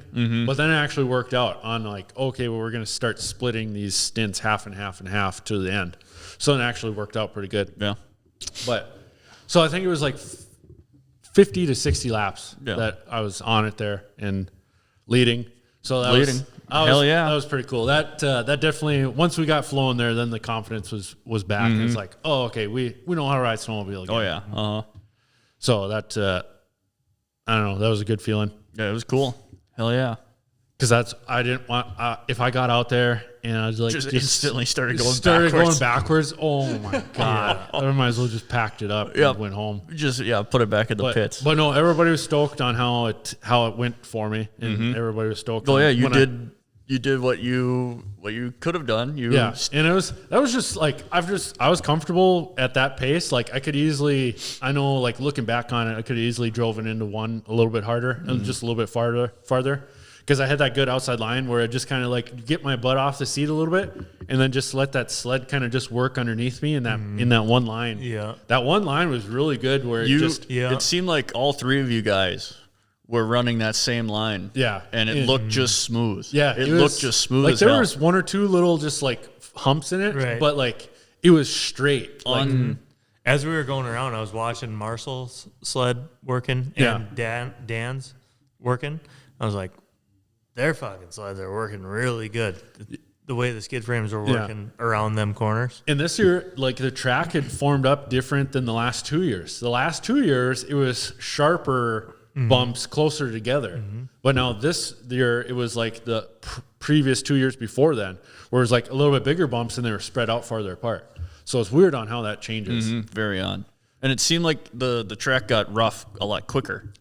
Did it not? It seemed like It that. got rough quick, but then it smoothed out towards the end. Or like just like turn 4 seemed to got rough like instantly, it seemed like. Because they had a lot of ice. Yeah. Yeah. Well, yeah, they There said was they a had lot like of square 20 edges. 20 inches of ice that they froze up, and Dad said, well, the holes are going to be 20 inches deep. Well, it'd be like 40 inches deep because then you think you go 20 inches down and then that roost builds up on the top of the next bump. Yeah. But yeah, they were pretty gnarly there at the end. Yeah, it looked bad. But yeah, excuse me. But yeah, Jordan got on and right back to the lead, right back to. Oh yeah, he got lead, right to the front. Out front. Is like so at that time. It was. Then it's like, hey, we're in it. Yeah, you were in it the entire race. Yeah, yeah. And then so then they split that next stint. So then LJ got on, and then LJ right back to the lead again. Yep. That was where him and Vince battled. Yep. Oh yeah. And then so then there's a caution lap like 360 or so, 363 I think. They're like there's a caution because then I was gonna jump on the sled at the next caution. I was ready to go and everything. We were gonna do it the previous caution, but it was a short one. So then there's the next caution. It's like okay, I'm ready. Put my goggles on, and then somebody says, "It's us," and it's like it's us. Yeah. No. Yeah. And then LJ like, what's going on, LJ? And then you can see it on the broadcast where LJ takes the side panel off and he's like, and he hits the throttle and the primary and the secondary are still spinning. Yeah. And so he's like, whoa, get my hands out of there, is what LJ said. So he's like, I don't know. The belt's good and it's running fine. It won't move. Oh, man. And it took forever to get your sled. The pace sled. Yeah. Or the hook sled. Dragged That's into what they'd said. So then people like he was waving and pointing and it's like so where they'd are said they? because the field wouldn't bunch up, so they couldn't get the pace sled out there safely. I mean, it's like, come on, man, just run that son of a gun down the inside of the track. But that and go late hook in 'em the up. race, everybody else is running low on RPM, and that lead sled is just putzing around. It's hard to catch back up to that lead So sled. we blame Vince because it was Yeah. a tactic Yeah. that Vince, of course, yeah. seen us broke down, and Vince just kept speeding up. Yeah. And Yeah. missed the pace sled one lap. So then there was an extra lap, but no, I'm just kidding. But like, yeah, it took 3-4 laps to get us pulled in. And then so we get it pulled in, tip it on the side, start pulling the chain case cover off. John Hoos just an animal, just tearing that thing apart. And then pull it off. And then here, so on the top shaft, there's this top sprocket and then a nut and then a cotter pin. Somehow that cotter pin broke. The nuts started back And up. then the nut backed off, and then the top gear walked itself halfway off the shaft. You ever seen that before? Not in like a trail sled, no. No. For a cotter pin to break, Yeah. weird. Yeah, damn. So then the top shaft is all gnarled up. like spline's gone. Yeah. So then they get a socket and beat the Whack the gear back on. Yeah. make its own splines again. So it was the Tommy Bauer guys were there helping a little bit, like hold the sled up, and then I think even Joey Birch was standing right next to me, the DL guys, in overseeing or something too.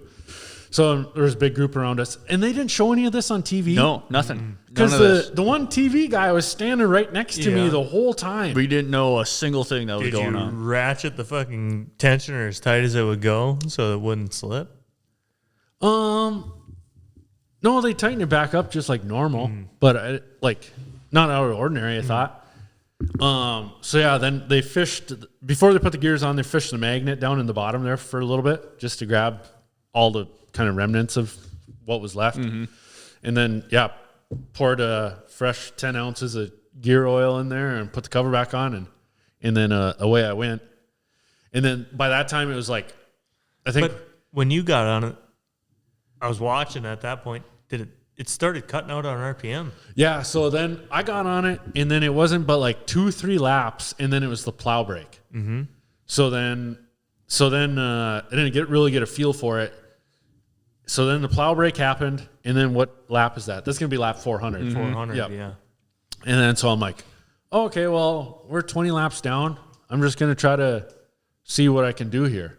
Like, just because I was pretty close to the front, and then I was like, well, there's Evan up there. Maybe I can run the same lap as them and just kind of maintain, hang out. And then got going again, and smooth track, going pretty easy. And then it gargled on me a little bit. Mm-hmm. And that was where it was like, oh, that was weird. And then it would do it like 50% of the time, half and half. And then so the one time where it was like, I was coming out of 4, and I went to like initiate the pull up, like to like pull the front end over like 2 or 3 bumps, and there was nothing on the throttle. It gargled. So then here I am with my stomach up on the handlebars, kissing the windshield. Yeah. Mm-hmm.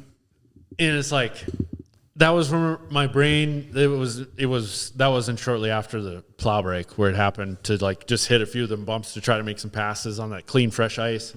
And then that happened, and that was when my brain shut off. It's like, all right, Gunnar, we're 20 laps down. Just maintain it. Just the risk versus reward here is not worth it if it's not gonna if something's going on here.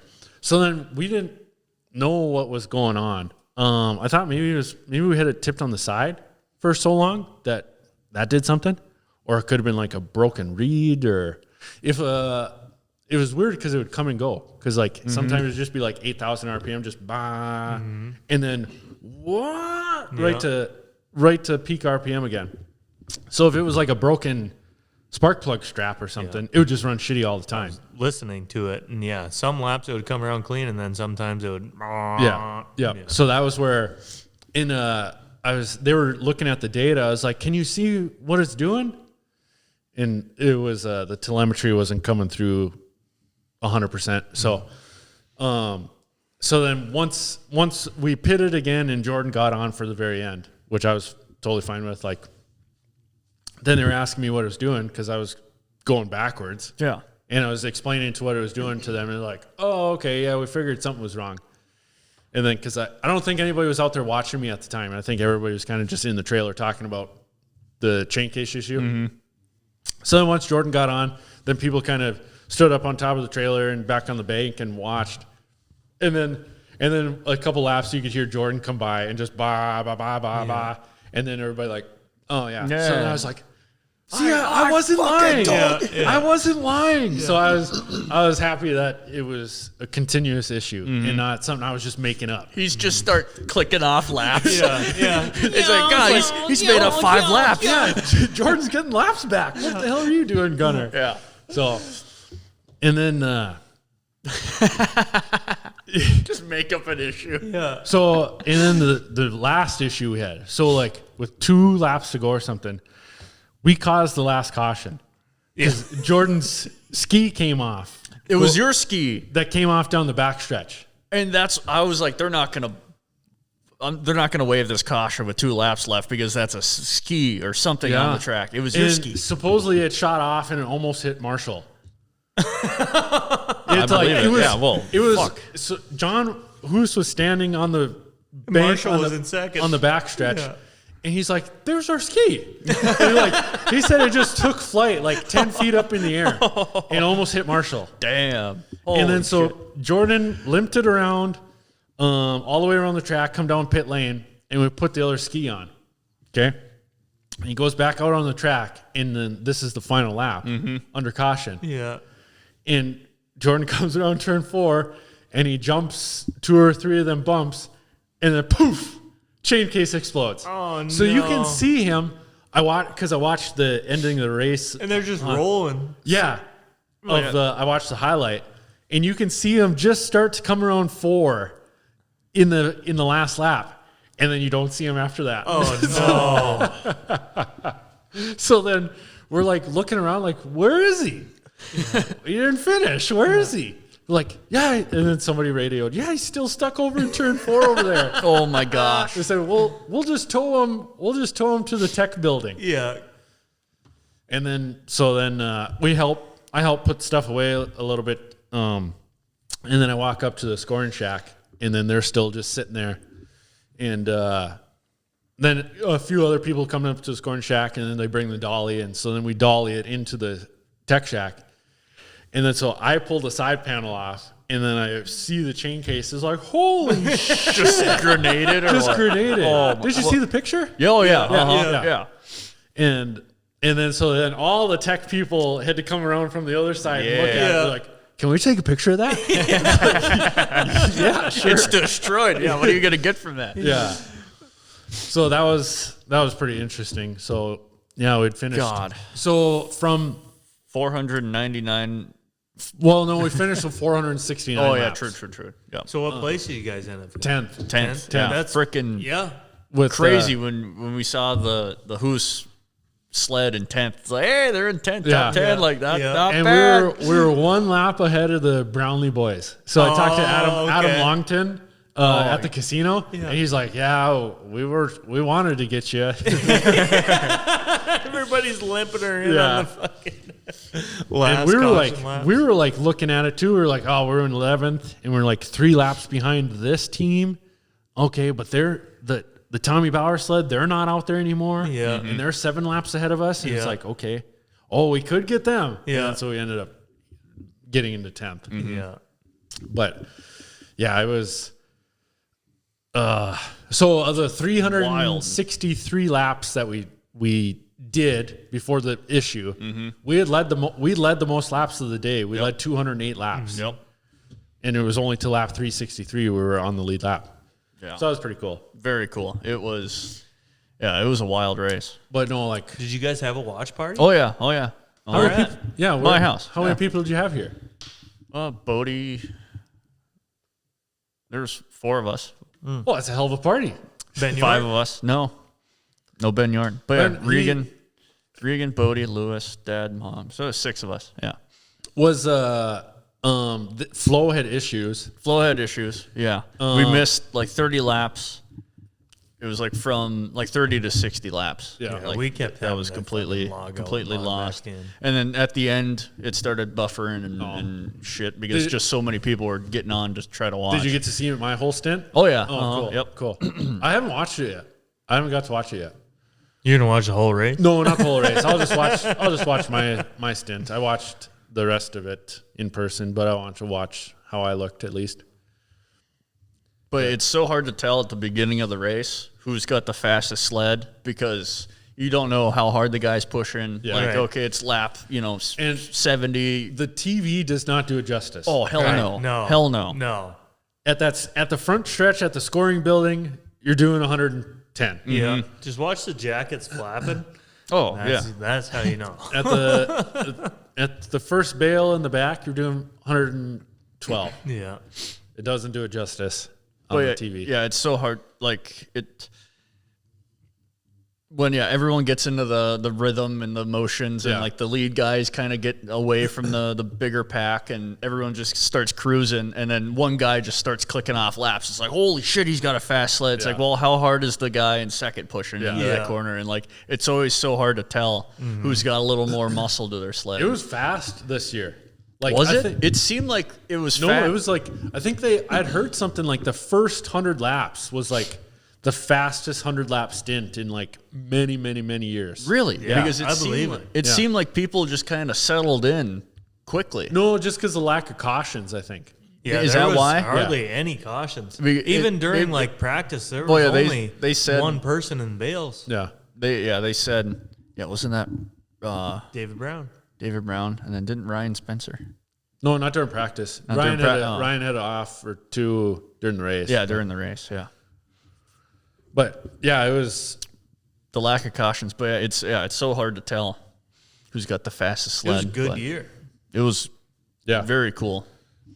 Very Yeah. cool to watch. So then those guys were stoked right away. They were asking me like, "So you're gonna come back next year?" Hell yeah, hell yeah. And then so I was like, "Oh, I think when we were at the track, because everybody was kind of off doing their own thing, cleaning this up, cleaning up that, and then when we were all at the awards banquet and we were all around like the 2 tables, I was like, "So same plan next year?" I was like, "All right, I'm in." Yeah. So Hell yeah. I'll be bitching. yeah. Yeah. Got to talk to LJ for the first time Saturday night. Oh, really? Yeah. Yeah. So where was he sitting over there in those chairs? Yeah. Yeah. So I was sitting over there with him when I seen you walk back in or something Saturday. Saturday night. Like oh, later. yeah. Later. Yeah, later. Yeah. Yeah. So then I was like, "Oh, there's Kyle." And I then, think right away I went and talked to LJ after I ate some food. yeah. So then I was still talking to people and I was like, "Okay, I'm gonna finish up this conversation and then go find Kyle." And then you were gone.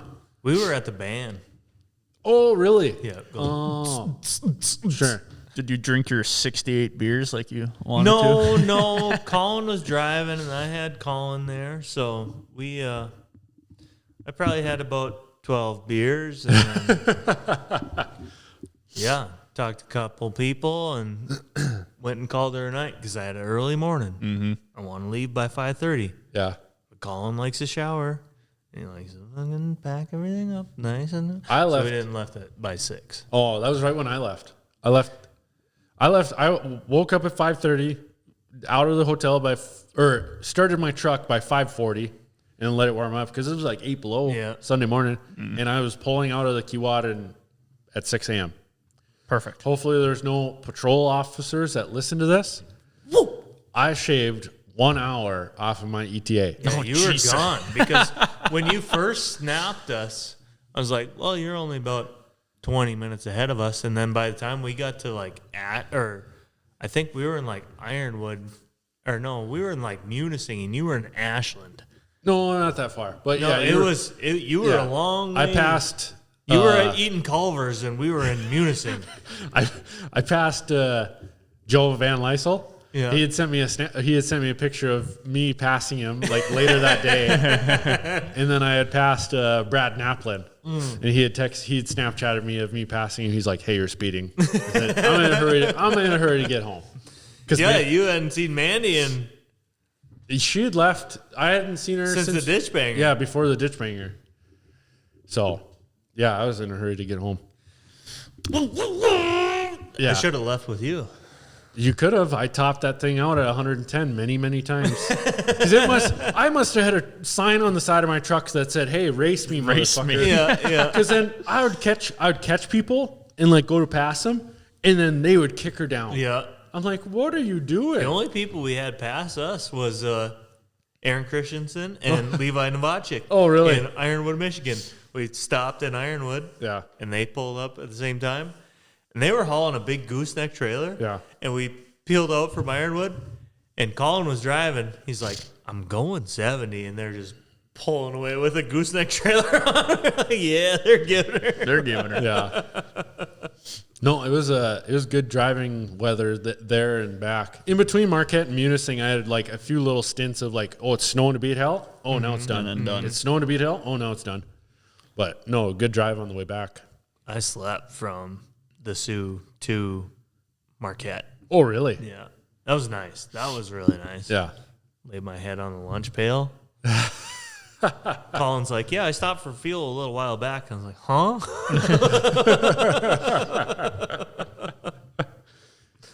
How long have you been going, Brody?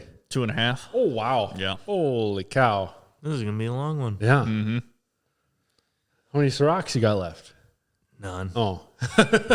Sipping on Ciroc. So, yeah. It was fun behind. So when Wesley was out there on the Cataract, Yeah. I was like, oh, I could pass him. Yeah. When Wes was out there on the 21 machine.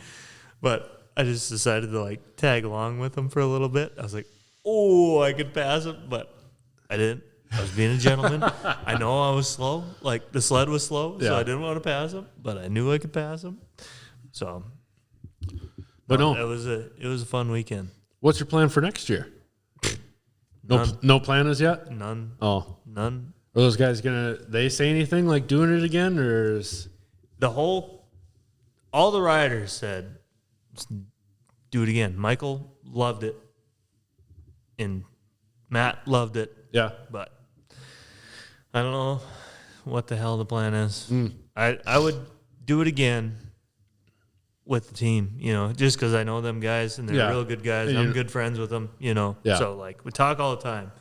I like all them guys, but it's just up to them. Oh. But as of right now, no plans. Oh, sure. So 6-7 next year, buddy. Hell yeah. 6-7. So cool.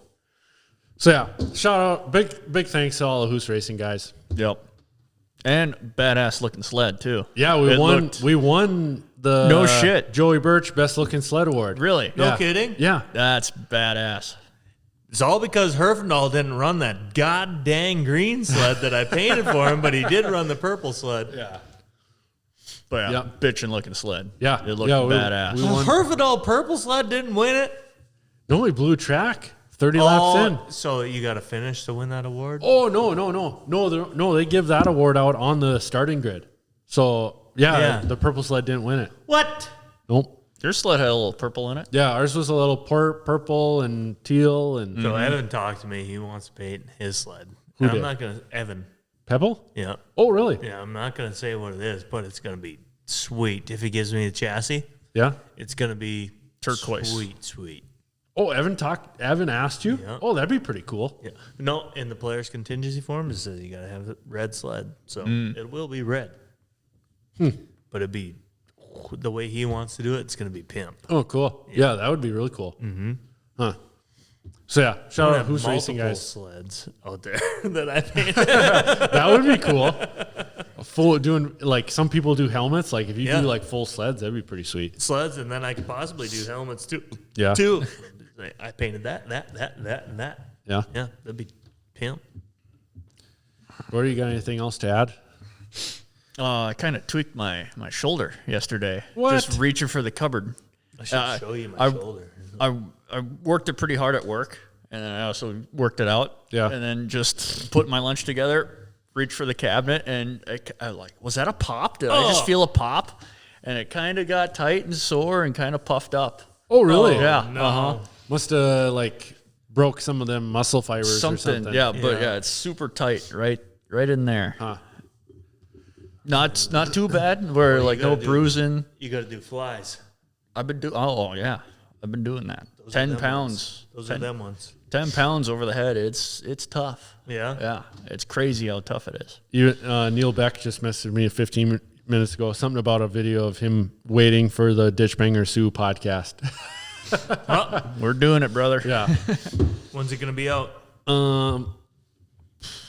Tomorrow. I'll try to get it out. It'll be out tomorrow, Thursday. So I'm registered for the I-500 this weekend. Well, classics class. So it'll be like the I-250 for Are you classics. even gonna do 250 for the classics? Supposedly it's going to be 125 each day. Like instead of the guy like the normal guys doing. Well, this classic only runs one day though. No, we run both days. Oh, Yep, one lap both days. so you'll be 250. Yep. So yeah, Sweet. I wish I was in the same boat. I haven't. I'm rearing up. I got the itch again. I was burnt out after Pine Lake. Yeah. You know? Now I got the itch again. Yeah. Like a damn dog on a chain digging his claws. It'll be my first. So I did Ironwood last year. This would be like the first ditch race since like 2015 It's gonna be sweet. on the old Skidoo. Or no, on that new Skidoo I had. Yeah. Oh no, wrong. I'm wrong. 2018. I did the DitchBanger class in the I-500 the last day when we ran from Oh yeah, Thief River, yeah. when we ran from Thief River to Yeah. Bemidji. What the hell did you ride in that? The 4-stroke. Oh, okay. I That won. was I'm four pretty stroke. sure that's when I was on that LT gray. Oh yeah, yep. Where you grinded on the side. Threw a Bubba scrub out Yeah. there. I saved that video when Tori sent Did that. you? Yeah, Yeah. I sent. Yeah. If anybody else could do that on an LT gray, I'll be pretty impressed. Who was videoing? Tori. Oh, he was. I seen them guys coming up in the truck. I was Yeah. like, I'm gonna throw a scrub I'll out throw, there. I'll throw something out for Yeah, him. he gets on the gravel and just tits it on the side. Yeah. It's pretty sweet. You have the video? Yeah, I'll show it. I to don't you. think I've seen that Yeah, we video. saved it in the chat. Hell yeah. Lay it on its side, going over to scrubbed it. But yeah, shout out all the people that come up to me at DitchBanger, watch the videos. Everybody at the Soo. You get people saying they watch videos, the podcast at the Soo, Kyle? Yeah, good. Yeah, I spent a lot of time with Cody Flowers. Oh, yeah. You snuck him I in. snuck Cody Flowers down into the track on Friday. There's nothing going on Friday. No. So I gave Cody his fuel pump back Hell yeah. Cool. Very cool. and brought Cody down. He came in the trailer. Cody, diehard Arctic Cat guy. Yep. Brought him down to the Team Arctic Cat trailer. Zach talked to us for a little bit. So thanks to Zach for that. And we looked at their sled and everything. And I was like, Kyle's trailer is right there. Like, because I was getting ready to go up to the building for our meeting and whatnot at our certain time. Our team had to be up there. I was like, so I got to go do this stuff. But Kyle's trailer is right there if you wanted to go bullshit with them. He must have been in the trailer for a while. Yeah, until the driver's meeting. Because then when we were leaving for the driver's meeting, then I seen him walking out. I was like, hey, jump in. I'll give you a ride back up. Yeah. So it worked out pretty good. I had a pretty good laugh the one time because we always had to park our truck up at the top of the hill. And it was one of them days where it was windier than hell. Yeah. And it was cold as shit. Yeah. Running up. So we had to walk all the way to the top of the hill. And I was like, yeah, fuck this. We started running. And Matt was right in front of me. And his sweatpants fell down. So his ass was hanging out running up the hill. And there's a bunch of cars going by. Oh, jeez. He heard me laughing. Like, I was running, and his ass was like 5 feet in front of my face. There's a bunch of cars driving by there honking. Oh, man. So yeah, DitchBanger, Soo I-500 experience. Recap. Yep. Recap. Yep.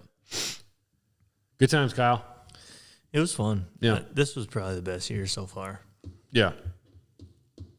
Yeah. No, No, it we was, just got to finish that fucking thing. yeah. No, finishing is fun. I bet. I bet. It is. No, finishing is fun. Adds to the excitement for sure. So yeah, I-500 recap coming next weekend. I'll be partaking, so we'll have some stories with that. I just hope I don't break. Bought my kid a 120 for her birthday Yeah. from Tori Severson, and then got a birthday party Saturday, and then we'll be going up to watch Sunday. Yeah. So we'll be out there. I'll moon you. 22-year-old sled. I just hope it don't break down. No, you'll be good. I mean, I'm gonna moon a lot of people. Yeah. Oh yeah. Whoever's in the lead, I'm gonna moon them for sure. Oh yeah, for sure. I mean, the ZR is good though because we rebuilt it all last year for the DitchBanger. Broke down right away down there, and we put like less than 10 miles on it out in Ironwood. Yeah.